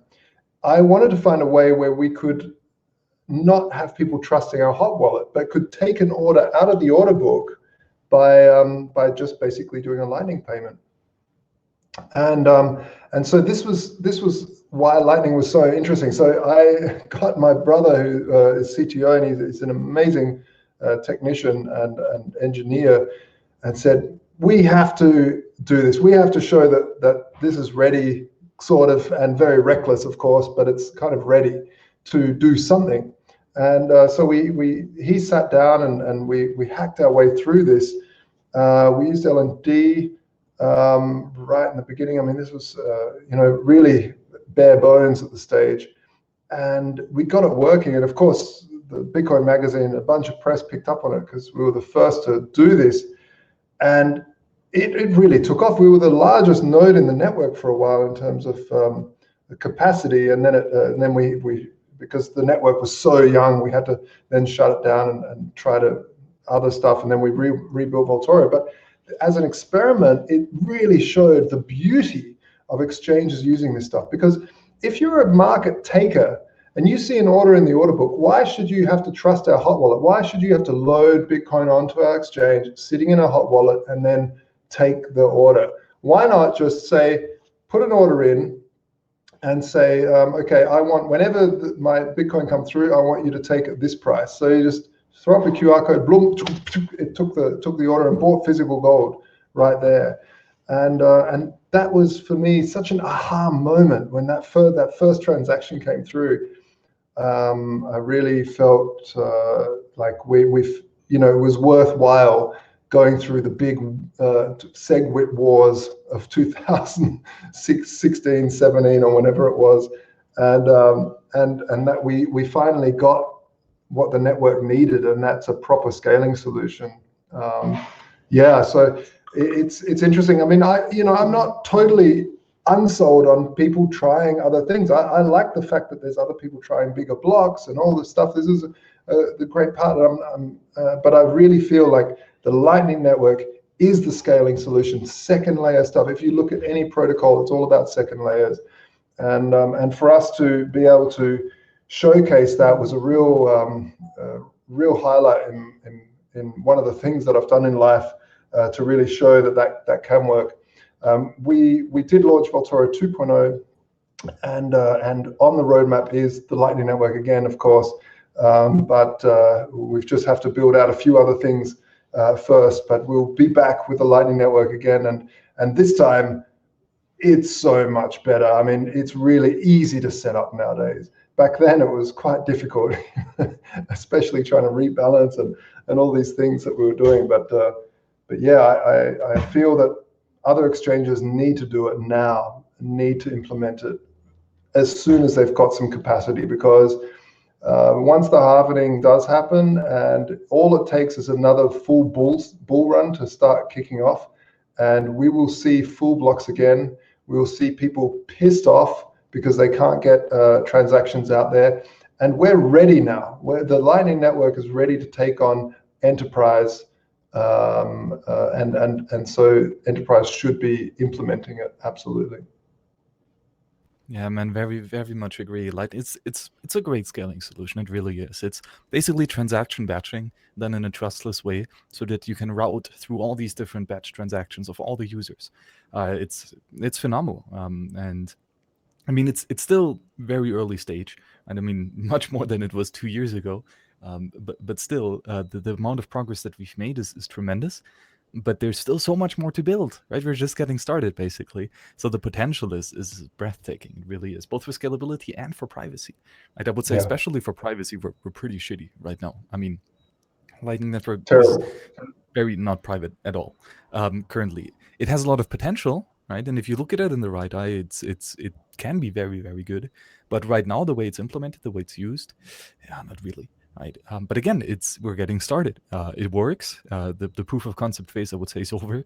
It's still an experiment in some cases, but we're very much getting there. And then what I'm also very excited about is like, specifically for exchanges like you, right? You of course deal on one side with Bitcoin, but on the other side with a different asset, right? So you hold physical gold in secure vaults and all this, and then users have basically an account on your order book, or like in your account book. But again, here on the gold side, the user still trusts you with that account book, right? That you keep the numbers up to date, and that you don't just shift account balances left to right. Are there any technologies that you've been looking for towards removing this risk in some way too? With tokenized gold. Yeah, I mean, we haven't tokenized the gold yet. We're working on it. The main thing, it really isn't the technology at this stage. It's more the legal side, to make sure that there's as little. I really don't want. There's certain things like, you don't want the company to hold a pool of gold. Just like we have this problem at the moment with Tether, where Tether is pooling this money. So you have multiple parties that you have to trust. You have to trust Tether, that they're telling the truth. And if, let's say, they are telling the truth and there is that much euros or dollars in their account, then you have to trust the bank. Are they how are they speculating with it? You don't even, you know that they're in fractional reserves. So they're speculating with those funds over here with the underlying asset, and the overlying asset speculating in the crypto world. It's just a nightmare. And so you don't want that with physical gold. What we did in terms of technology was we looked at what Gregory Maxwell and Peter Todd did in terms of proof of reserves, and very early on. And it just wasn't grandma proof. You couldn't really tell what's going on. You could get a big green tick and it would do this nice Merkle tree hash system where you could tell that, yep, they're at full reserve. But for me, it just wasn't good enough. So what we built was a protocol called the Glassbooks protocol, where we basically give everyone an anonymous ID. And it was very grandma friendly. Everyone gets an anonymous ID. Only they know it, and we know it too, because we give it to them. It's just a gobbledygook bunch of numbers. And then they can log out of the system, log out of Voltoro, and we print every anonymous ID. And so we don't know that they're checking. And next to every anonymous ID, we show how much Bitcoin they've got and how much gold. And so they can then sum up everybody's Bitcoin holdings, and we publish the cold wallets on there as well. And they can see that, so much money is in the cold wallets, and that's how much money they should have, so they can level it out. Unfortunately, we're still looking at how to solve the hot wallet problem, because we can't, people can generate as many hot wallet addresses as they want. We do have spam protection in there, but it's a lot of addresses, and it just makes it unruly. So we're still looking at it. We were looking at using HD systems like that, but there is some data leakage in terms of if one of those addresses get cracked, you can get in there. So we haven't been hacked in 6 years, so we're very security conscious and don't want to leak too much. But it allowed people to really see, you don't need the proof of reserves at one time in the year. You can just always see, there it is on the blockchain. That's how many Bitcoin are there.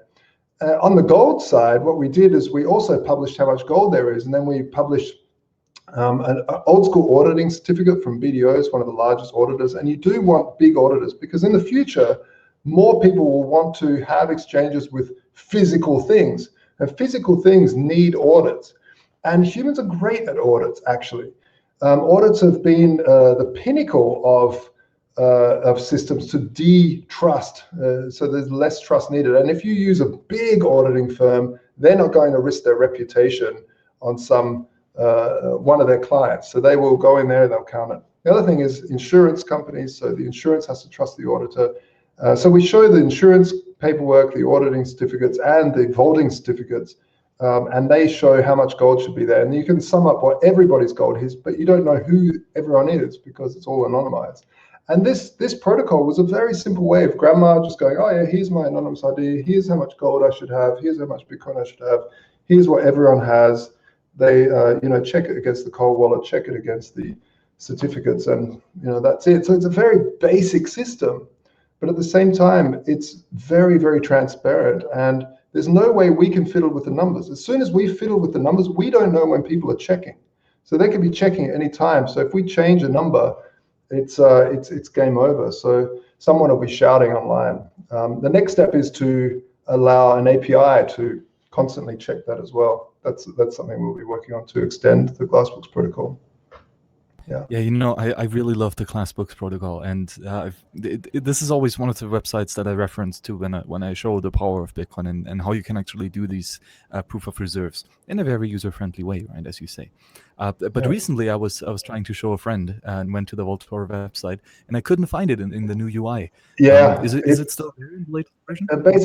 Basically, we're working on it this week. We've had a bunch of stuff we needed to work on.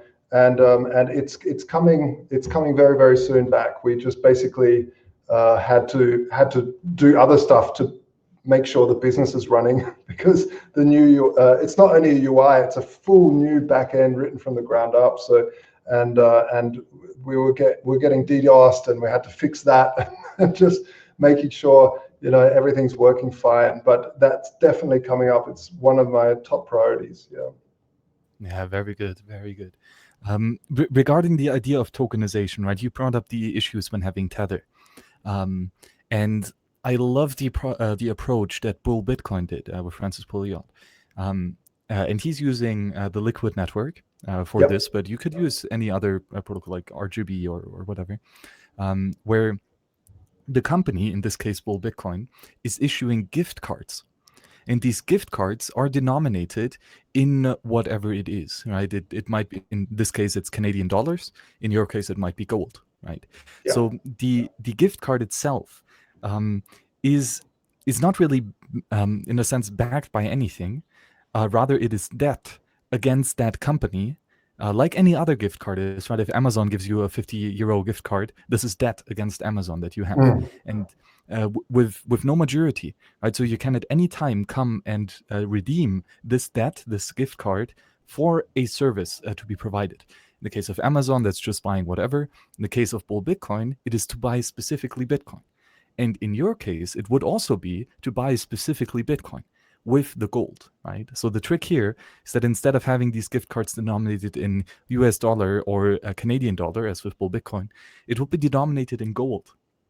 And now so have you thought about this and how it is different from having a Tether-like construction?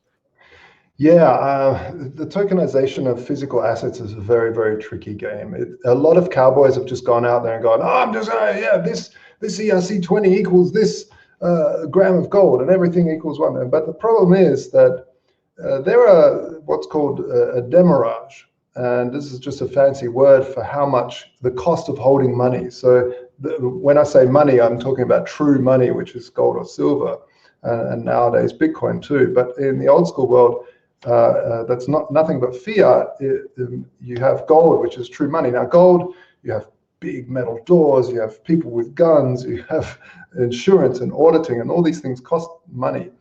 And if you have an ERC20 or some sort of token representing that on the RGB network or anywhere, you basically have no way of taking that demurrage. I think that, I mean, we are working on a way that there is a way, but it's tricky. And so this is a big problem that needs to be handled, because you don't want the company, you don't want to say, it's actually quite easy to say, we have a pool of gold here, and we promise you, this is like Tether works, we promise you to always pay a gram when you bring back this token, and we'll give you a gram of gold for that. The problem is that we then own that gold. Now, if we go broke as a company, that's terrible, because this whole pool of gold will be used by liquidators to figure out what's going on, and it's on the company books. And now you can sort of separate that with structures of foundations and stuff like that. But even then, the foundation is the owner of that gold, not the entire economy. And this is a central point of failure. So currently on Voltoro, we work with allocated gold. That means your gold is your property. If someone is a bad actor, they can't come in and confiscate all the gold, because every bit of that gold belongs physically and legally belongs to other people. And this is why we use Switzerland. They've got very good private property laws, very long-standing. They've been through 2 world wars and upheld those private property laws. So if you have a pool, it's very bad. So you want to try to get to the same allocation process with tokenization, where the private key is belonging to that. It means if you have a bad actor that goes out there and does something illegal, gets busted by the cops, that bad actor, his gold can be maybe confiscated or frozen, but legally they cannot touch anything else. Now, so if it belongs in a pool like Tether could be taken down quite easily. If someone goes into the dark markets, buys something with Tether, and that the cops come down and talk to the government and say, government, shut down that, or even talk to the bank and say, hey, bank, the government says, bank, shut this down, this account, because they've been on the dark markets. It means the entire economy suffers because some dickhead goes and does something illegal. So you definitely want to take away this sort of attack vector in terms of the tokenization process. Now, these are very, very edge cases as well, and I've talked to leaders in the gold industry that have said, well, this is we've had pooled allocated for a long time. If the cops do find that someone's been money laundering or whatever they find illegal, that they will generally just take that amount of gold and they won't take the bar, things like that. But there's many ways of going about tokenizing physical assets. Many people talk about tokenizing, property, real estate, things like this. These all have the same problems. Is that when you have a token, you have those demurrage costs. So we'll see if it's solvable. We're working very hard on it because a lot of people are asking for the tokenization of it. It does also help in the whole DeFi. I know a lot of people that are like hardcore Bitcoin only have sort of poo-pooed the idea of tokenizing things, but we can see now that the whole DeFi thing is also extremely interesting and we shouldn't ignore it. And projects like RGB have really moved forward with looking at smart contracts on Bitcoin, and the guys at RSK as well, working on Bitcoin as correct me if I'm wrong, as a side chain. So it's I think decentralized finance is something that's very, very interesting. It shouldn't be ignored because by being able to, just if we look at the MakerDAO as a structure, it's a very interesting structure. To be able to lend yourself money by over collateralizing something is totally crazy, but so crazy it might just work. What do you have to say about it, Max?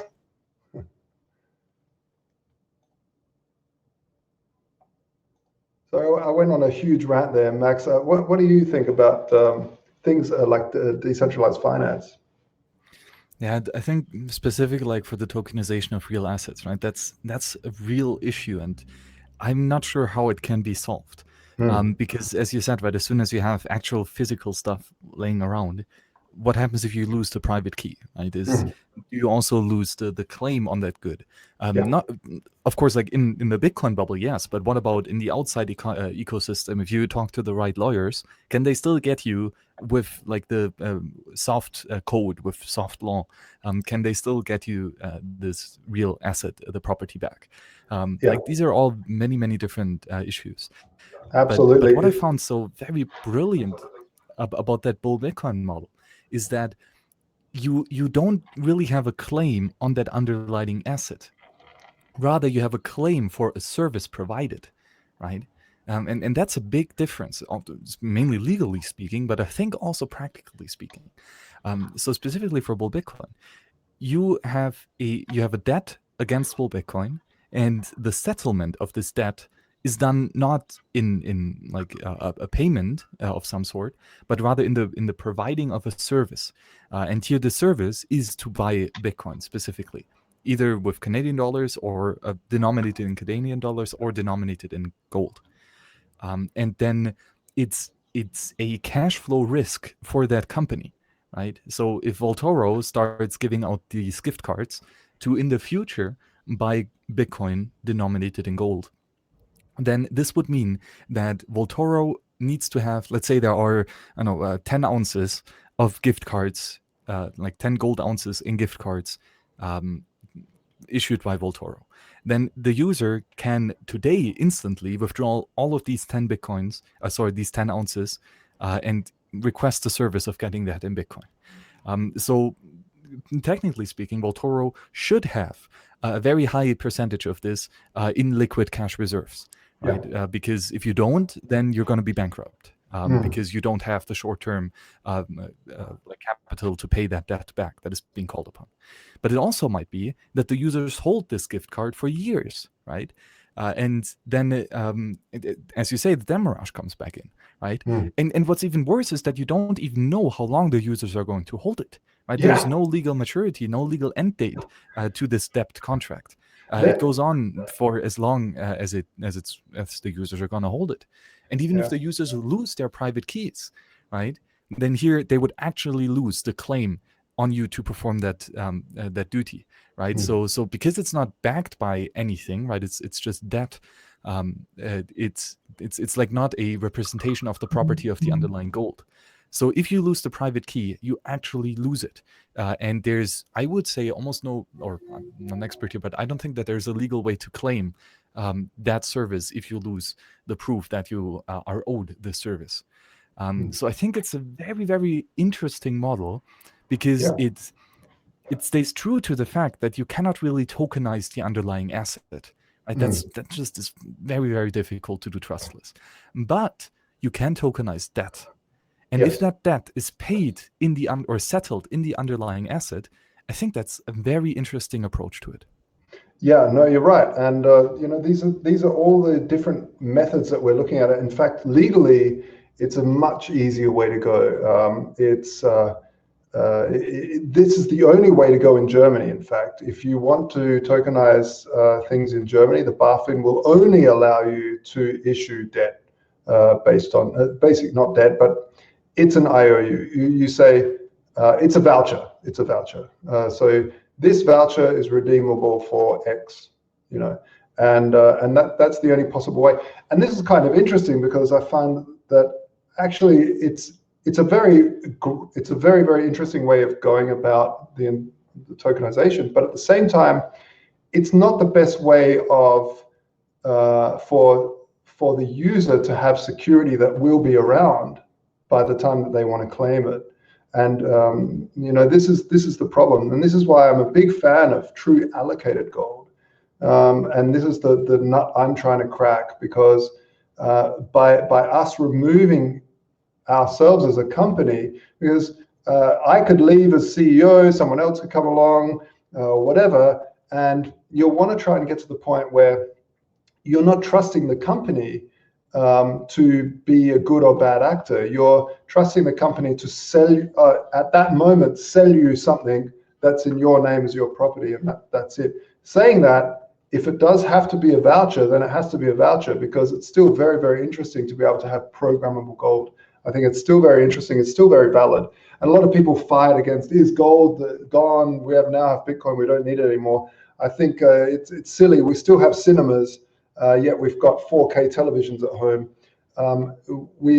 There's always use cases for solid things, plus the network effect and the understanding of gold is in humanity's DNA. Yeah, for sure, no question. And again, this is one of the very, very interesting projects to work on, to actually have tokenized real allocation of an underlying asset, and to do this as trust minimized as possible. I mean, if you figure that out, it's going to be ridiculous. Yeah, you know, actually, that might even make Bitcoin obsolete, right? Because gold actually has a much, much bigger network effect. The main issue of gold is it's not in cyberspace, right? There's no way to get gold trustlessly into cyberspace. So if you figure out how to do it trustlessly in cyberspace, that might be the biggest threat against Bitcoin. Yeah, I agree. I mean, I don't think it is a threat, though. I think there's always two sides. There's going to be Bitcoin and there's going to be gold. There's going to be silver. There's going to be platinum and palladium. I really don't see the argument of gold versus Bitcoin, and people love to trump out that argument. People love to get Peter Schiff up there arguing the side of gold, and then I don't know, sort of Barry Silbert out there saying drop gold. I mean, it's just, to me, it's a silly thing, and we need to be diversified in real rare assets, rare numbers, rare metals. They work together beautifully, and we shouldn't. The real enemy is fiat, money printed by fiat of government and by the decree of fiat. And this is a ridiculous system that we can trust some central bank to basically the amount of work that you put into your life to create savings and store that somewhere, that the government can just print that at will, or not even a government, a private bank, is ludicrous. So the more that people can save into a rare asset, whether that's private property, whether that's forest, whether that's gold, whether that's silver, whether that's Bitcoin or anything else, folks, it's so important.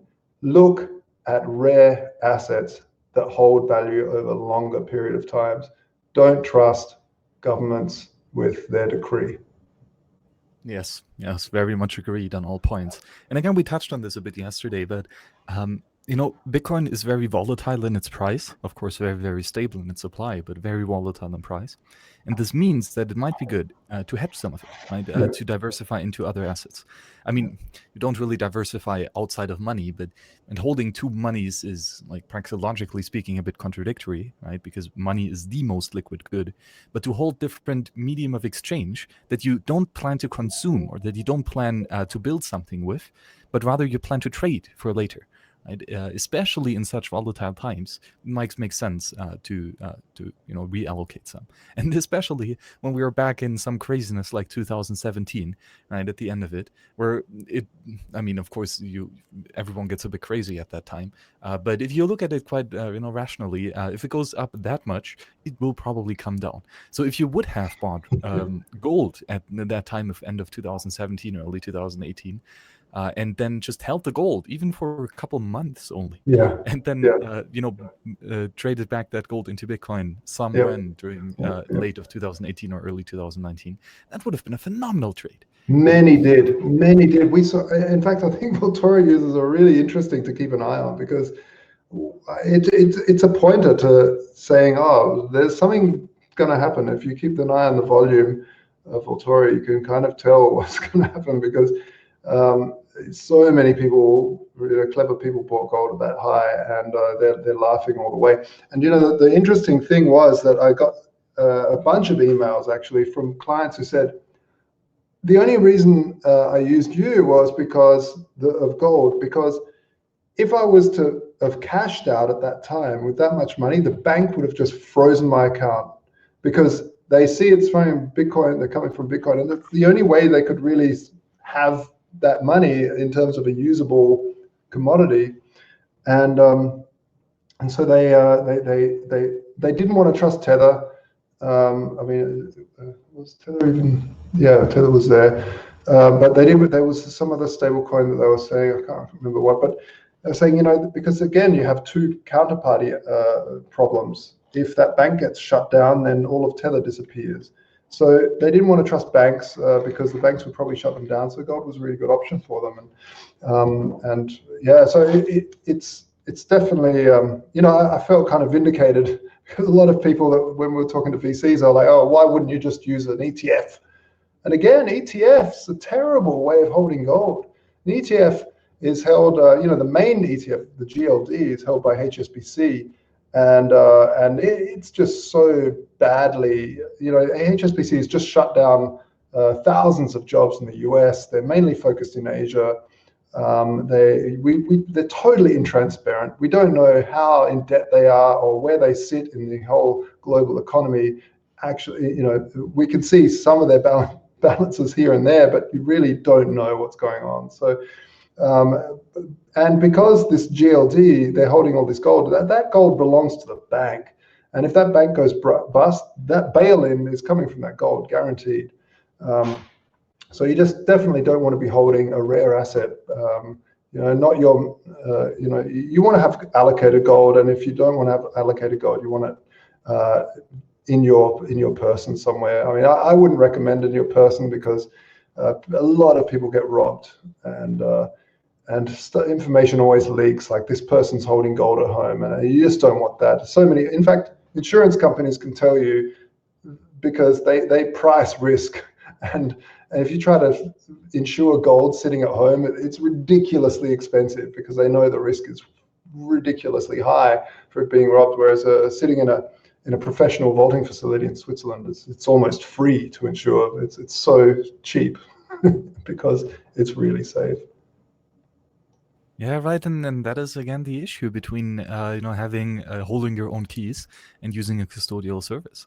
This is the same equivalent, right? You, like, Voltoro is a custodial service that has like at least well, I don't like the term custodial service. It's more like a money warehouse, right? You store and defend the money, in this case gold, properly in the name of someone else, right? So yeah, actually, you know, this might be pretty much the same as custodial Bitcoin wallets in that sense, but definitely with a more legal foundation and a long tradition to it. Well, the other thing is it's very, very hard to steal unless you're the Ocean's 11 team. You know, it's almost impossible. Even if you can get into these vaults, to try and move such heavy stuff is really, really hard. And in fact, the weight of gold isn't really talked about enough. You know, people talk about mining asteroids and stuff, but try to re-enter the Earth with a good load of gold is going to be impossible. And the weight is ridiculous.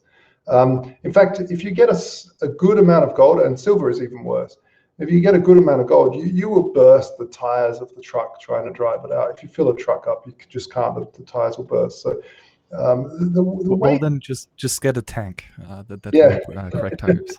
Yeah, the tank's a good idea, but there's not that much room inside of a tank. But yeah, anyway, you know, and I've bored people enough with Voltoro, I'm sure. But if anyone has any questions, feel free to jump over to the Voltoro. We have a Reddit there, you know, /r/Voltoro, and we can answer any more questions there. But you know, we're primarily here to talk about the Lightning Network. And thanks very much, though, Max, for asking about Voltoro. That's very kind of you. Yeah, if there's any other projects you have to talk about on that side, other than that, I think I better go.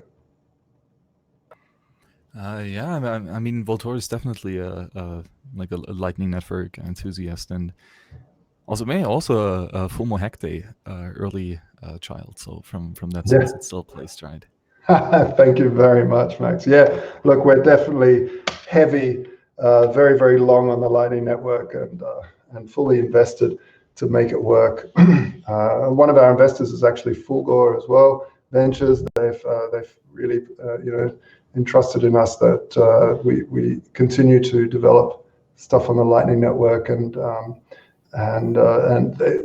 you know, we really love the people, the community, the culture, and the technology is astounding. So I'm I'm always surprised that people say things like, here, we've got a question here, and maybe this was for you, Max. Hi, Max. Why do we have less nodes and liquidity in Lightning Network? If this is the way to scale, people giving up on Lightning Network, question mark. It's this sort of nonsense that I find so sort of funny, because there are so many nodes. It's unbelievable that and of course it waxes and wanes, but I'm super surprised that a technology this early can have such a network effect already. Yes, for sure. I mean, one point here is that many nodes choose to not announce their channels, right, which is the privacy-preserving way of doing it, and the way that I do it with most of my channels. You can have nodes run over Tor, and if they are not announced, then it's going to be very difficult to track how much capacity is locked up here. As Josh said, I mean, what is incredibly cool about Bitcoin as a monetary ecosystem is that we can have some of this data information, right, on real actual numbers, what capital is used in the Lightning Network.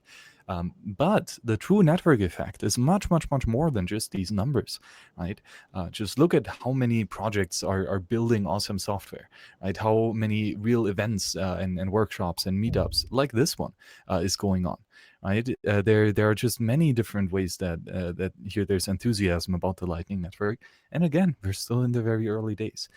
So let's see how the network continues to grow through the next couple blocks. Let's take the next halving or whatever. We're gonna see, I think, even more increases both in the capacity of the Lightning Network and the capital allocated inside of it, as well as just the usability, different software tools available, and all this type of good stuff.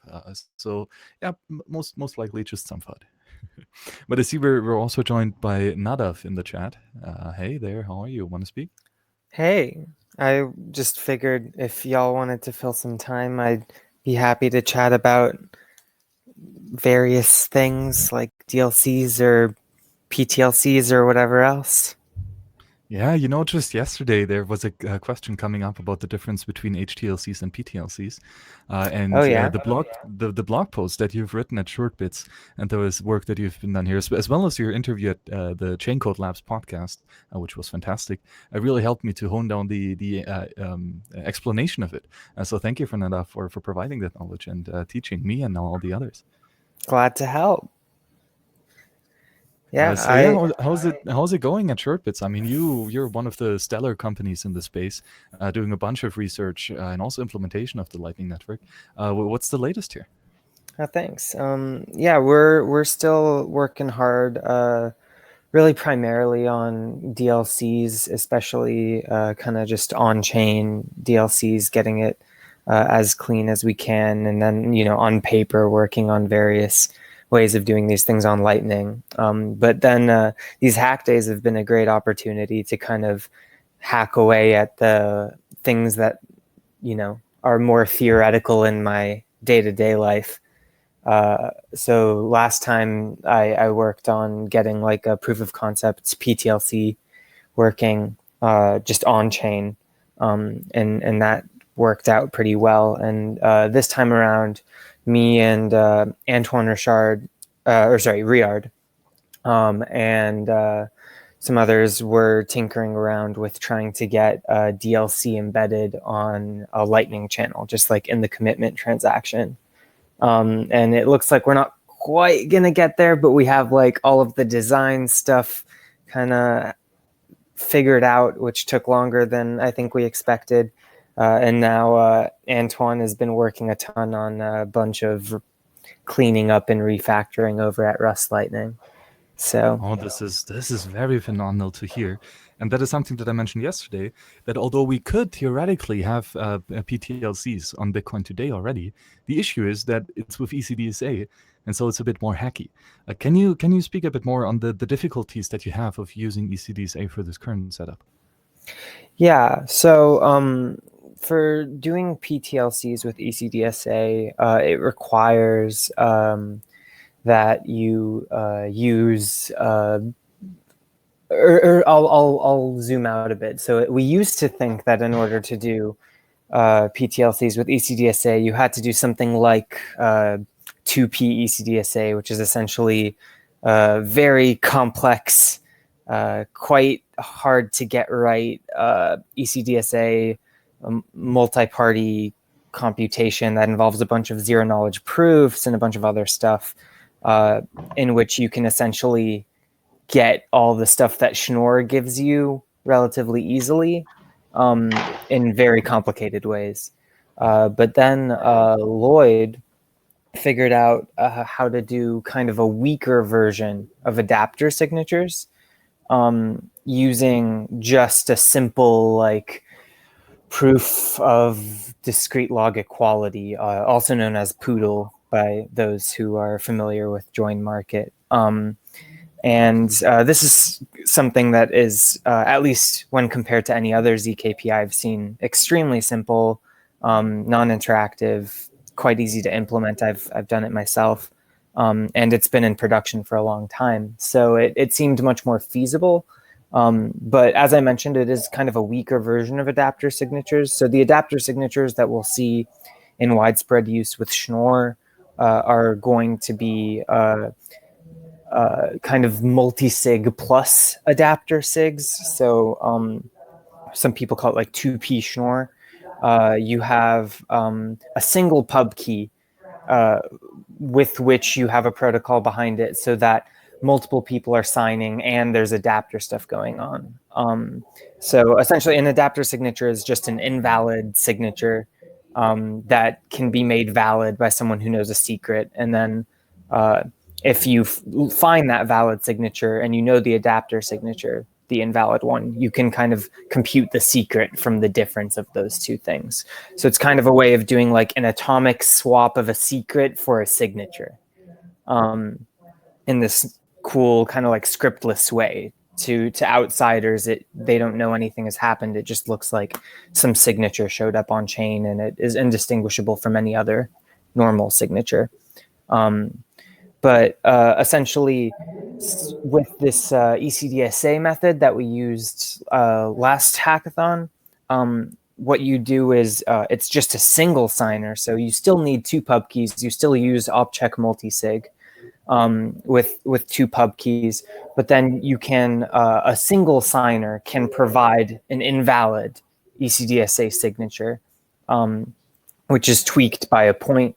And then upon seeing the valid signature, the signer can discover what the scalar to that point was, or the pre-image to that point was. So that's very interesting. So the functionality is basically the same, right? But it's, let's say, so it reveals more information on chain, right? It's not just a single pub key, it's a multi-sig.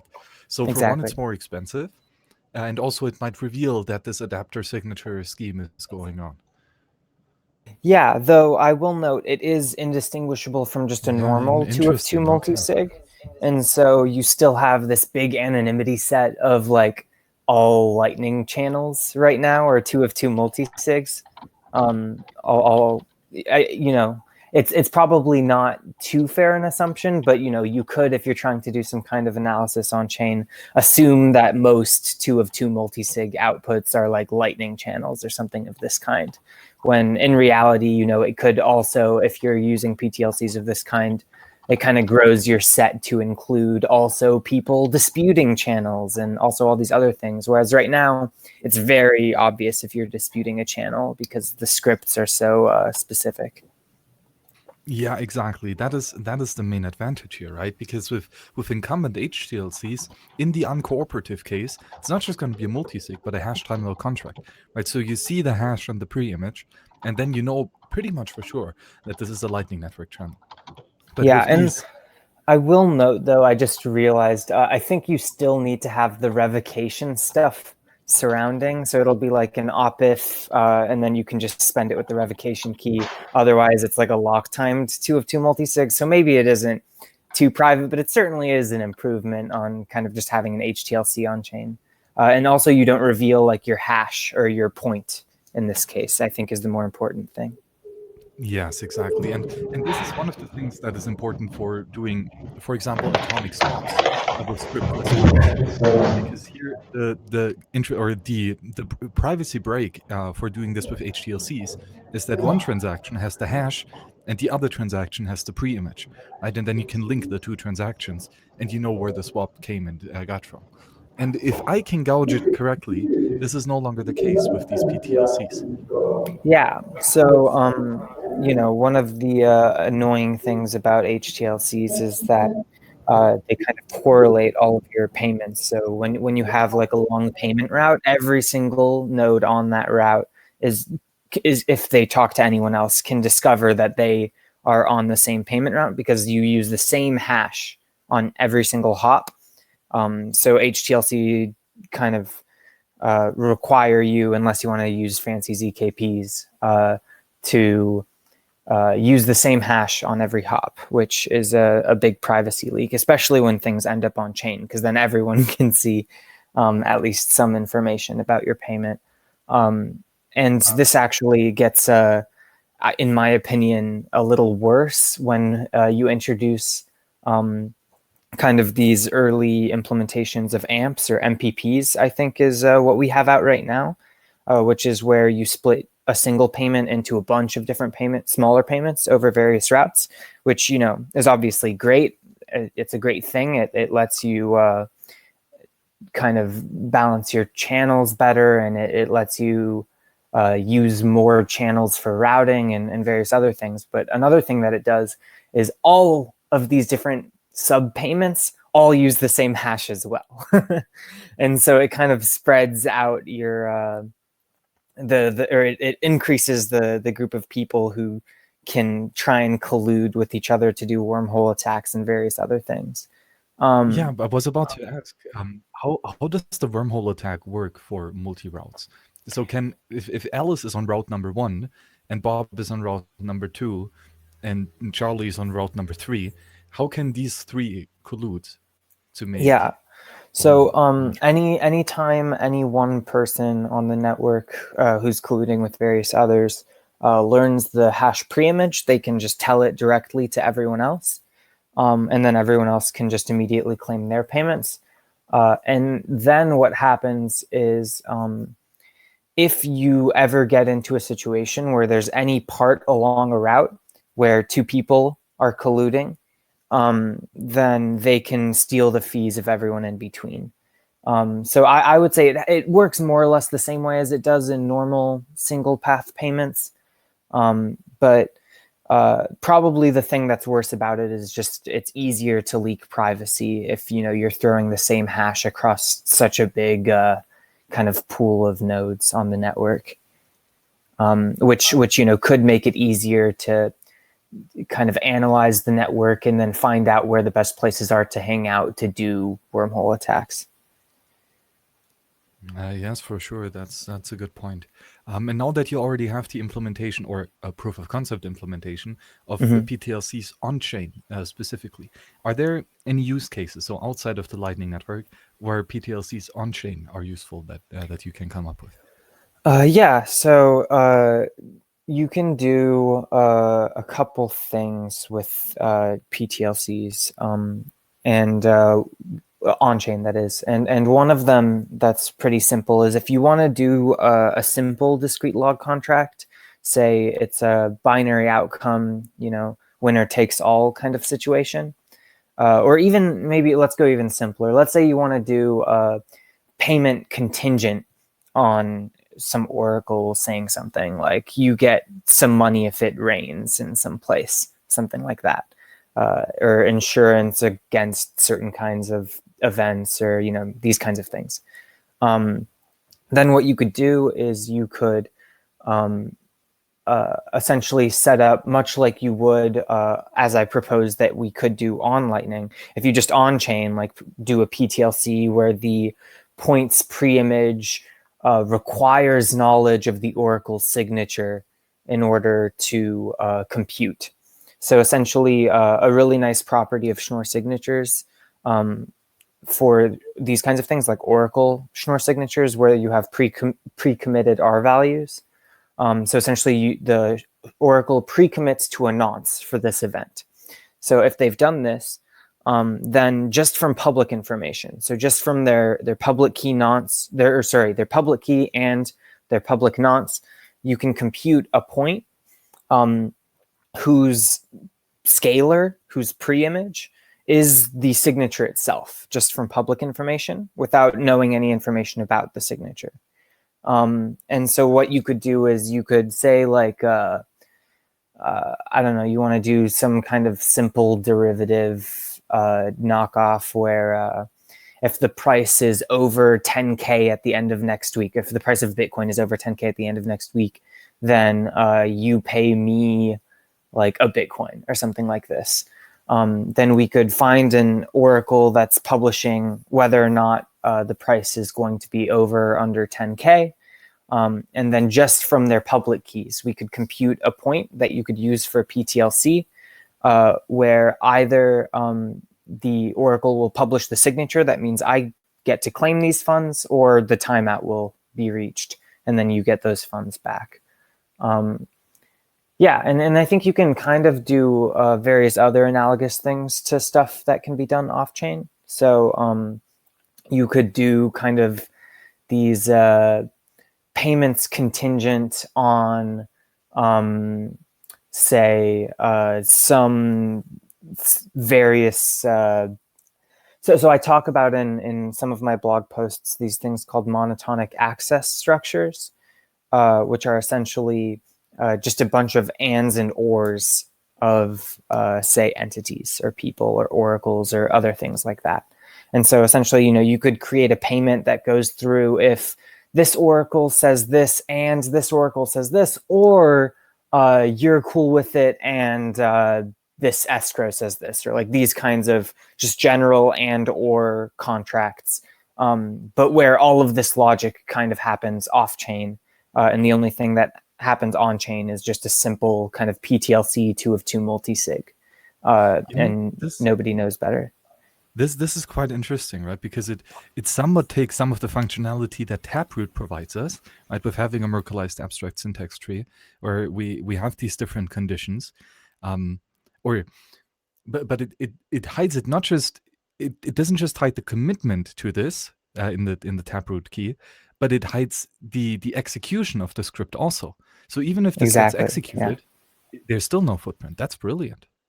Yeah, and actually, so one thing that I'm super excited, this isn't, well, I guess it's kind of a PTLC related thing, but just the ECDSA adapter signatures. With these adapter signatures, we can dramatically improve the current discrete log contract specification to hide all of the execution.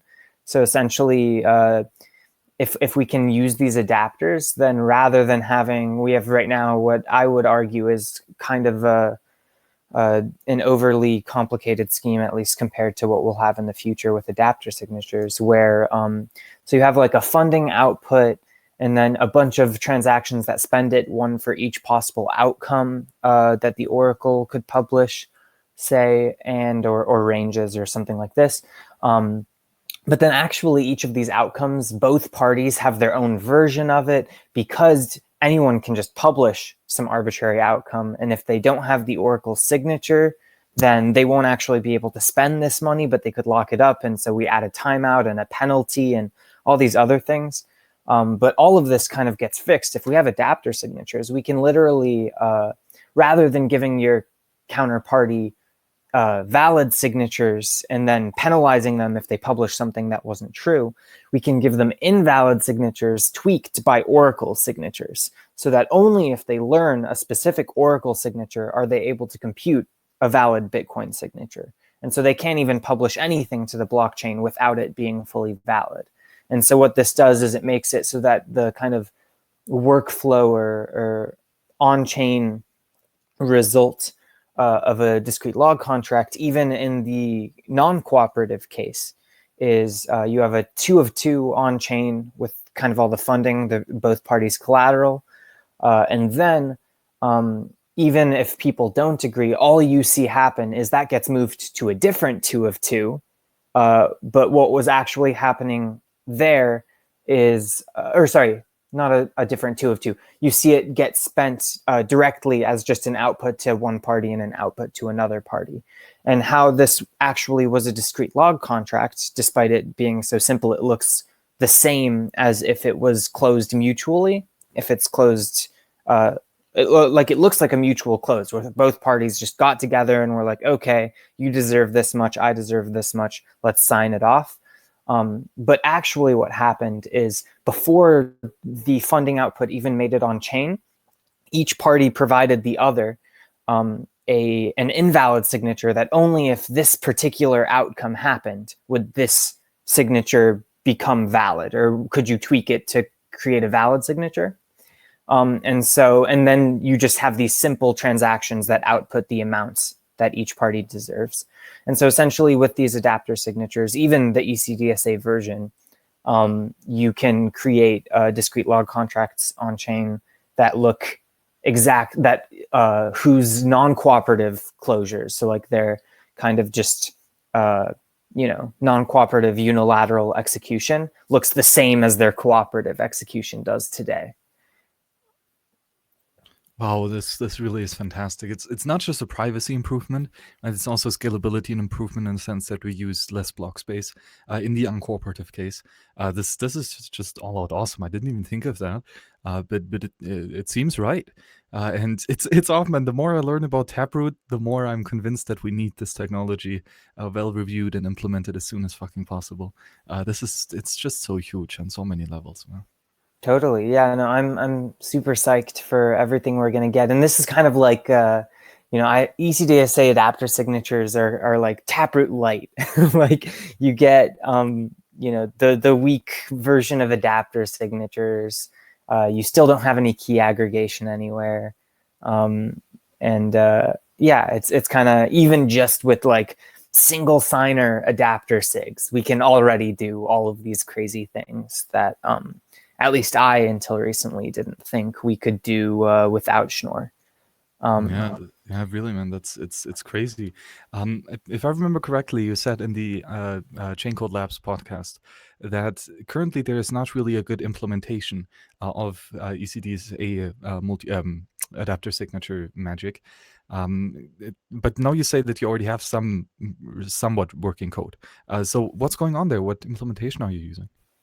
Yeah, so essentially, as I was preparing for the last hack day, me and Jonas Nickler online were planning, or I'd been kind of putting a couple different things together in the weeks before, where I had seen on the mailing list quite a while ago,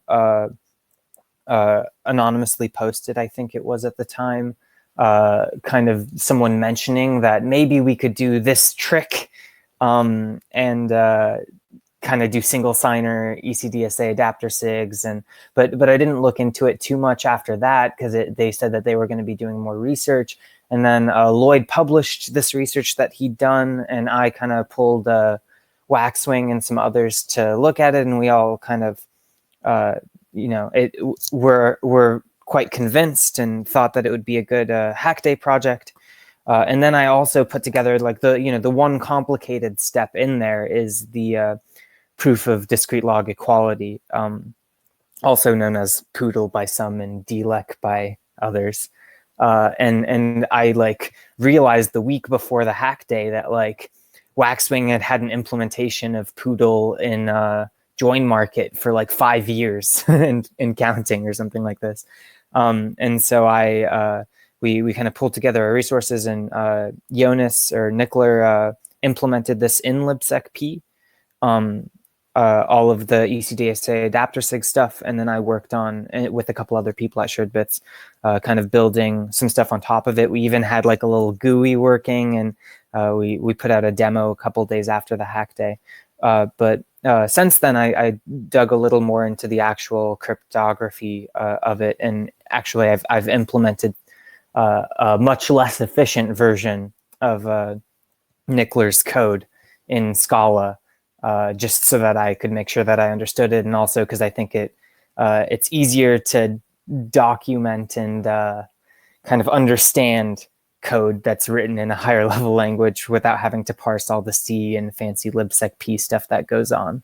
And so essentially it's actually, I mean, as far as ECDSA hackery magic goes, pretty simple. Like it took me an evening to code up and get right and add tests to and all these kinds of things.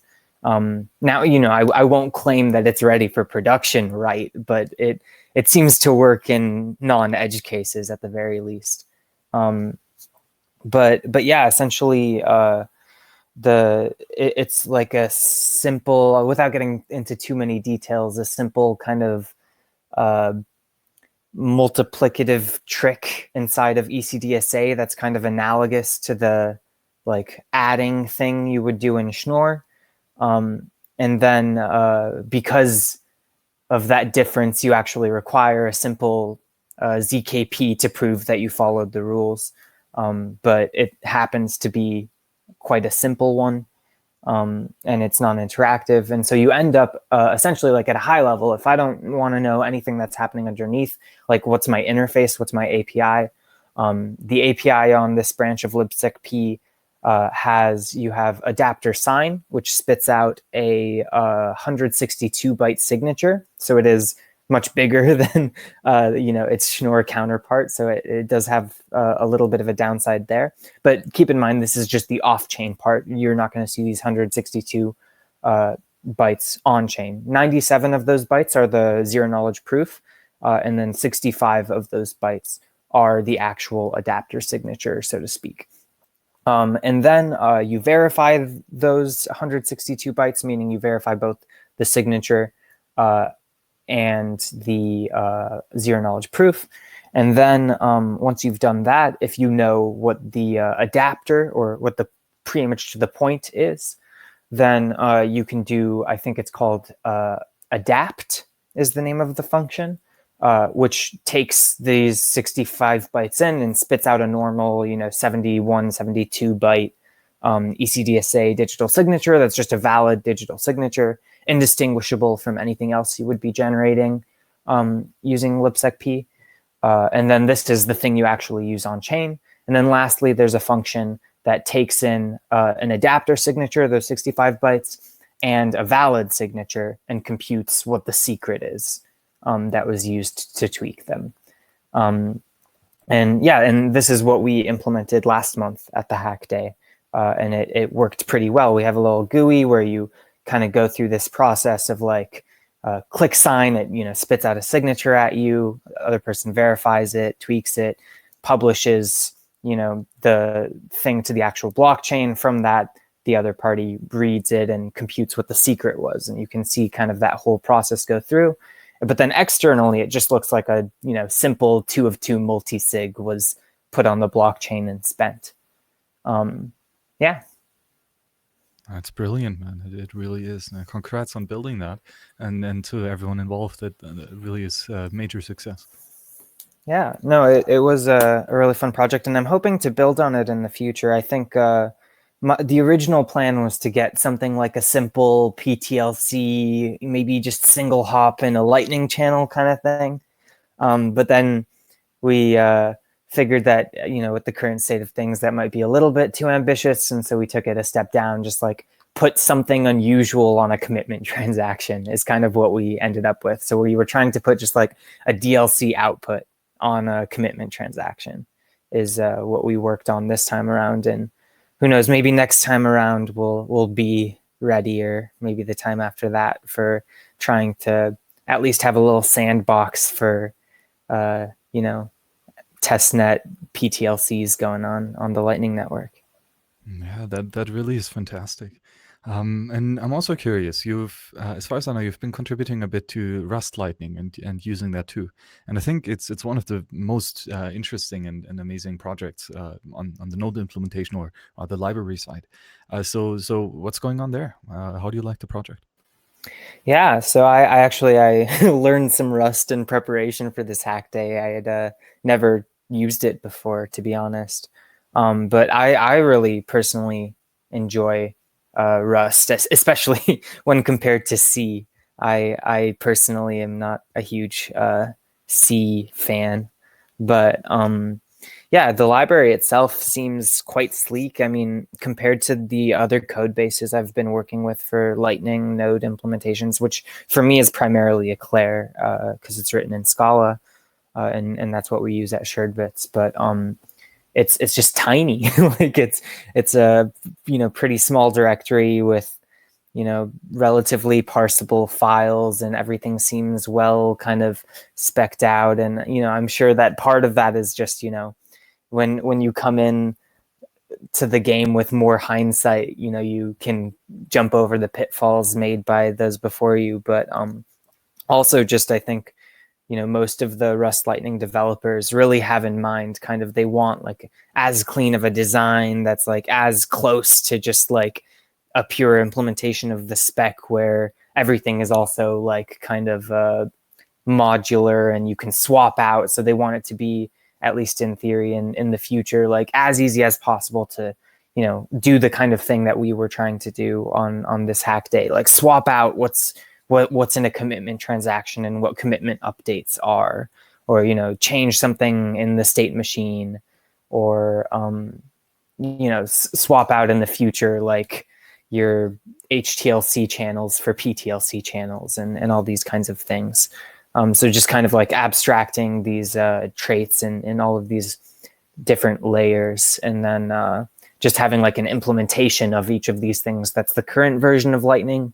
But then hopefully this is like an easier thing to maintain and update in the future is part of why we chose to kind of pursue this hack day project in Rust Lightning. Was it seemed almost doable. and we almost did do it, but not quite there yet on getting DLC outputs onto just normal Lightning channels. Yeah, I've always loved the approach or the vision of C Lightning, right? This plugin architecture, because I always thought that this was one of the cool things. You can just use some aspects, drop other aspects, and build your own modular system. But then when I learned about the vision of Rust Lightning specifically, this is the same concept, but seen through the whole implementation, right? Not just the plugins, but the whole node itself. So I think especially for doing more, let's say, experimental work, like you're now doing with more research, or then also for, let's say, different protocols itself, right? For example, RGB, that can be done much better on such a library like Rust Lightning, to pick the things that you need and only implement them in the final software that you then use. Yeah, and I think one of the design goals is especially like you don't want someone to be required to understand kind of like your entire node implementation in order to like change one piece of it, even if that change is like a fundamental change to what the Lightning node is, rather than having to like fork your repo. And well, I mean, I guess you still have to probably fork, but just you could just branch here, and build kind of something where one of the pieces has been changed. It seems like Rust's design really is amenable to these kinds of large changes to not the entire node, not causing you to have to change the entire node kind of thing.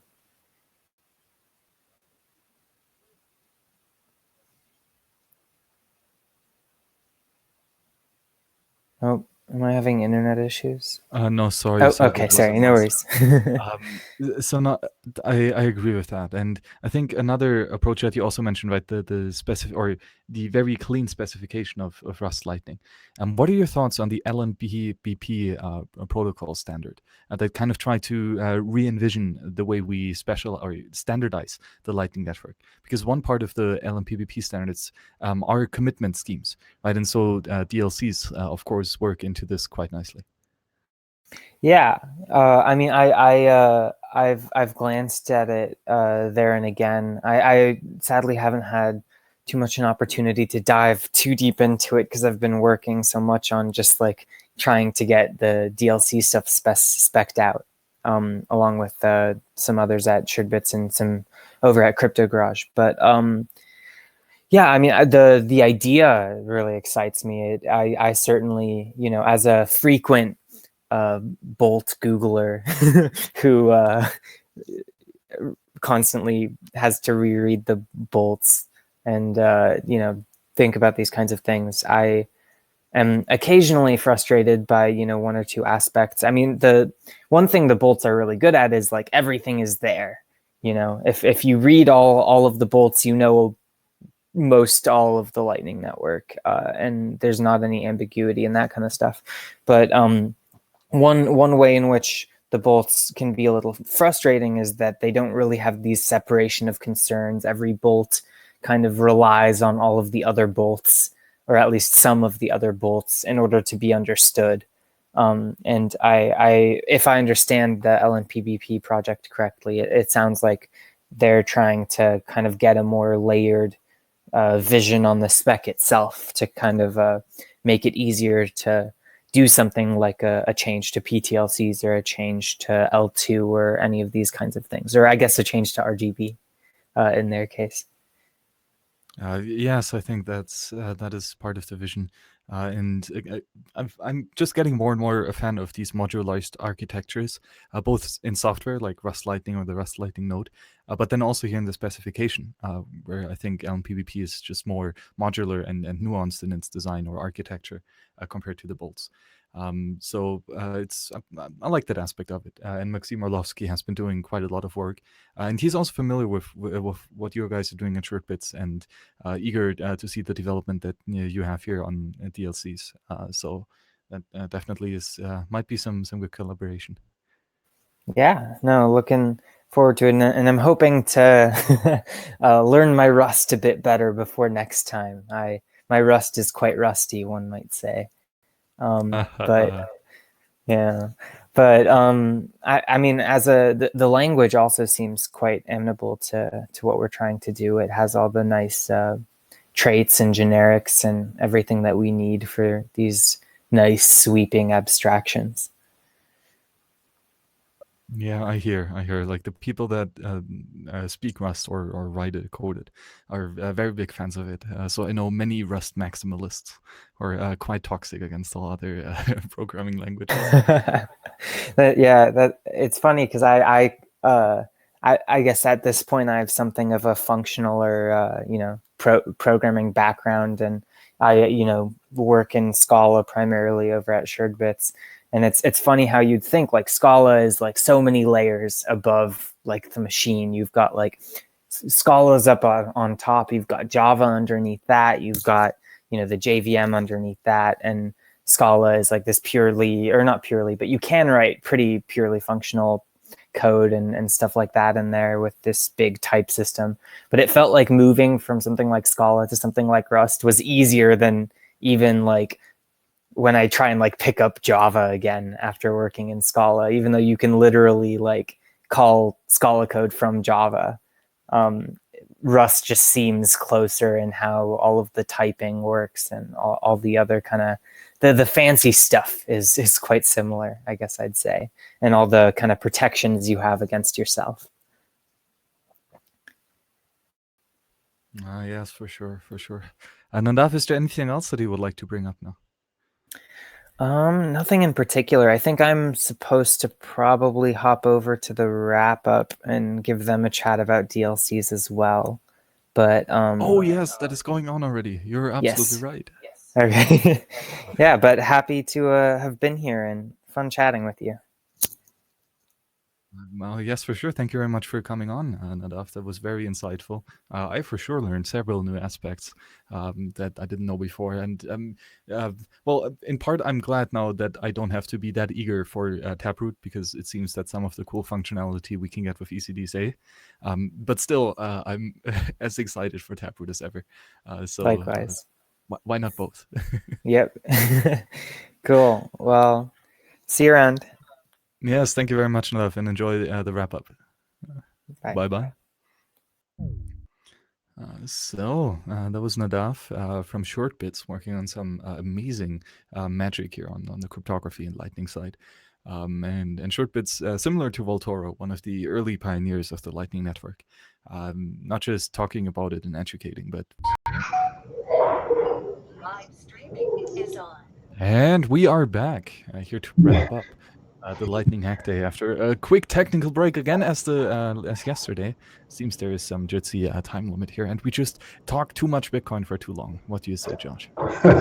There is never enough Bitcoin on this channel. By the way, folks, make sure you hit subscribe. You know, the old stuff that every YouTuber, you're sick of hearing it, but come on, hit that like button and hit subscribe, because we have got plenty of stuff here on the World Crypto Network to go around.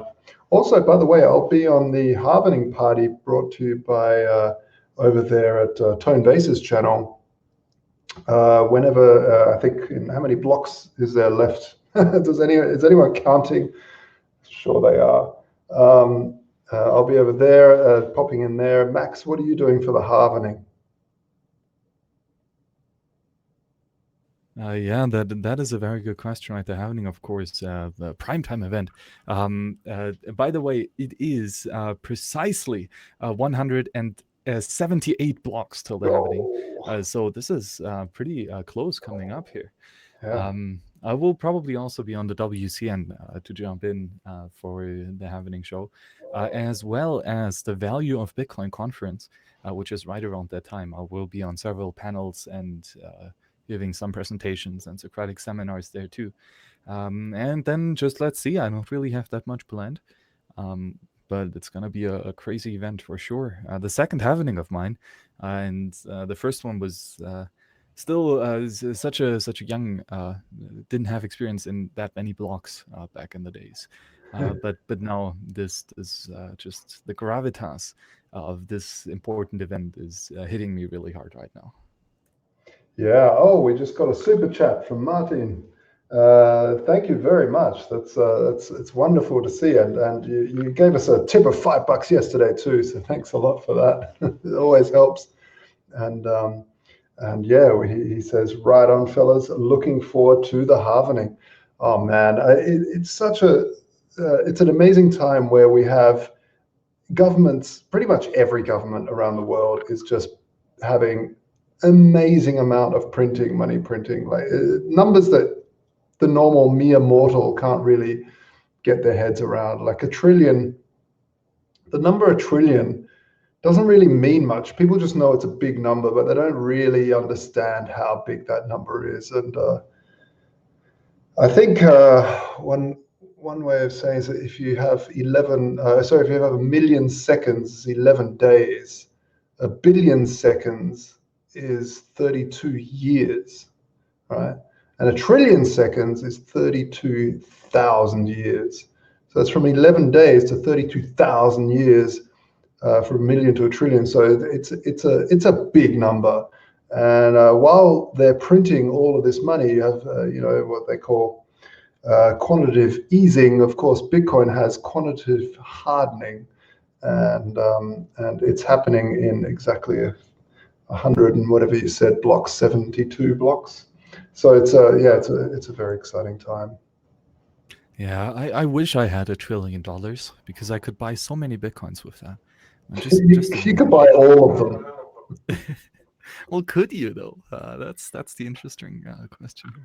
Of course not, because you're never gonna get my Bitcoin. I'm not gonna sell them. I'm sorry. Yeah, well, that's the thing. That's the beauty, and I think there's a bunch of people that would just never do that. So it's insane. It couldn't possibly be more fortuitous for Bitcoin. Absolutely, you're spot on there, Martin. It's as if the stars have aligned perfectly. The keyhole has opened for Bitcoin to rocket on through. Yeah, that's for sure. I mean, we're just seeing all the stars are aligning. Really, when Satoshi released the paper, it was a similar situation. We had the 2008 financial crisis. Of course, this is also a financial crisis. But people saying, "Oh, it's not really a financial crisis yet." Of course it is. Of course it is. There are so many people defaulting on their loans right now, and the repo markets, which don't have anything to do with defaulting, by the way. But the repo markets are markets where they rebuy debt from each other overnight, and these markets are going insane. I mean, people will stop lending to each other. People will stop buying back mortgage-backed securities, or even automobile-backed securities, the government will go into a spin, the American government especially. But when America sneezes, and China, everyone catches a cold or catches COVID. So meanwhile, Bitcoin is hardening. It's getting stronger. The network is getting stronger. Second layer solutions are getting stronger. We have amazing people, individuals, no central authority, all working away to make this stronger. And I take my hat off to every single last one of you people out there that are building on this stuff. Yeah, for sure, right. It's like the polar opposite, right? Instead of money printing, we have money hardening. And instead of economic shutdowns, we have economic flourishing, with so many new projects and companies starting up, and so much profit being made, so many valuable service being provided. This really is incredible. And as you said, this is a movement of individuals, right? We need these weapons, so we build them ourselves, right? Because we need to, and we want to use them. And this is why it's such a powerful incentive. Right, scratch your own itch, the whole open source ethos, and Bitcoin thrives on this, contrarily to pretty much any other monetary system out there. So I hope that we've built Bitcoin to a sufficient enough level in order to get everything going and shoulder this big burden and responsibility that is coming up of facilitating global economic trade in a time of crisis, because this exactly is when you need to have sound and censorship resistant money. And now is the real test, right? The first two halvings were a bit of a like kindergarten period, right, where we had time to bootstrap and time to build some rudimentary weapons. And now the war is starting, and it will be a bloody one, especially in the sense of monetary economics. So we're gonna see. I'm quite positive, but still, there is a lot of work to be done before we can brace this at full assault. One thing I haven't looked into, because I just my focus is a lot just on Bitcoin, but is Bitcoin all the forks, are they also halving at the same time? I'm not sure, but I think Bcash already halved because their hash rate was so low that you could play games with it and just mine a shit ton of blocks like on Bitcoin testnet, which, I mean, Bcash is pretty much a testnet. So it's quite similar in this regard. But I think it already did, and I think it lost even more hashing power. I'm not sure about the other shitcoins. Yeah, because the amazing thing about Bitcoin is that it's had time to get the value, the value in dollars, in euros, in corn, in oil, and every other commodity, in gold, to get to the price where it's at, has taken time and effort. The problem is when you fork off and you've got it's $100 a coin, and then you cut that in half, really your hashing power just disappears, because it's already not enough to cover any security, because people could just come across and mine you and 51% you. So the Bitcoin network, we'll see what happens there. I remember, at least the last halving, people were really talking a lot about the fact that we're going to get 51%ed because the difficulty rate doesn't drop until a while, and all this stuff was going on and on and on, and people were really putting a lot of FUD out there. What happened? It was kind of like Y2K. It just sort of rolled over and nothing really happened. Hash power kept on going up. Bitcoin kept on going, and here we are today at the next one. So I tend to think everything is built in so well. Even though people say, it's a halvening is too aggressive. It's from one to the next. It's too aggressive, and some people say you need a quicker response time in terms of the difficulty to deal with supply shocks of hashing power and stuff like that. It's all nonsense. For the last 10 years, 11 years, we've just been rolling on through. It's just every bit of FUD that's been throwing at us. It's just kept on going, and now we've got more hashing power than ever. And I think we'll continue to see that roll on, even though the Bitcoins will get rarer and rarer. And now we also have the only difference here, Max, is a kind of interesting thing, is that we will have more more money being spent or being converted to running costs by exchanges than miners for the first time. I think I saw the number was around about 1,200 Bitcoin a day will be used by exchanges to cover, convert their Bitcoin that they're collecting in fees to cover, running costs. And this actually will be larger than miners for the first time. So it'll be interesting to see what happens there. That's a new dynamic that's definitely hitting the network. I think the fact that Bitcoin does the halving is not really that interesting, or like it's just a minor, like you think it's 1 or 2 lines of code in the consensus. It's just one minor tweak of one output of one transaction of the entire block. So it's relatively minor. The thing that fascinates me so much is that one, it is predictable, right? Yeah. We know since the Genesis block that at this block 630,000, the block reward will have to 6.25. Right? This we already know it, right? So that's one of the incredible things, which means we can do economic calculation based on this. Mm-hmm. Every miner knows that the mining reward will happen. And he can do calculations with it. And any smart entrepreneur will not ignore this fact, but rather prepare his business for this, right? And since individuals know what to do with their own stuff and their own money and how to allocate it properly, they will most likely try not to fuck up and not to go bankrupt, right? So this is definitely planned in for any miner. And then further, the fact that it cannot be changed, that is even more powerful. Right, so it's already great that you know what's happening, right? This is much better than any fiat government can give you, right? What is going to be? How much money are they going to print in the U.S. dollar in 2 months? You have no fucking clue. Like, how much are they going to print tomorrow? Who the fuck knows? I don't know. But what's even better is once the rules are set in Bitcoin, they cannot be changed, right? Doesn't matter how hard you want to fork it, it's not going to be Bitcoin anymore. And this is what makes it even better, right? The fact that it's predictable and the fact that it is unstoppable. This is what makes the halving so good. That the money supply decreases. I mean, as an Austrian, love this, but I don't even think it's that brilliant. Probably Bitcoin would work to a similar degree quite well if there would be no halving at all. Just that you have a predictable monetary issuance schedule that is unchangeable. That fact is what makes Bitcoin so special. That's very well said. And one time, it's really, many people talk about the impossibility of perpetual motion, but really Bitcoin is the closest thing we do have to perpetual motion. It's just once it's started, it's just started. And it's a funny perpetual motion machine because it uses a whole lot of game theory to stay perpetual. It's just so fascinating. I could, of course, we've been in it for a long time because of this fascination. It's just so brilliant and beautiful, and it just keeps surprising me every time that I see something new about it. And of course, the second layer has opened up a whole new level of fascination and game theory. With channels closing and opening, and people having incentives to keep channels open, and the attack that Russell and Ollie mentioned today.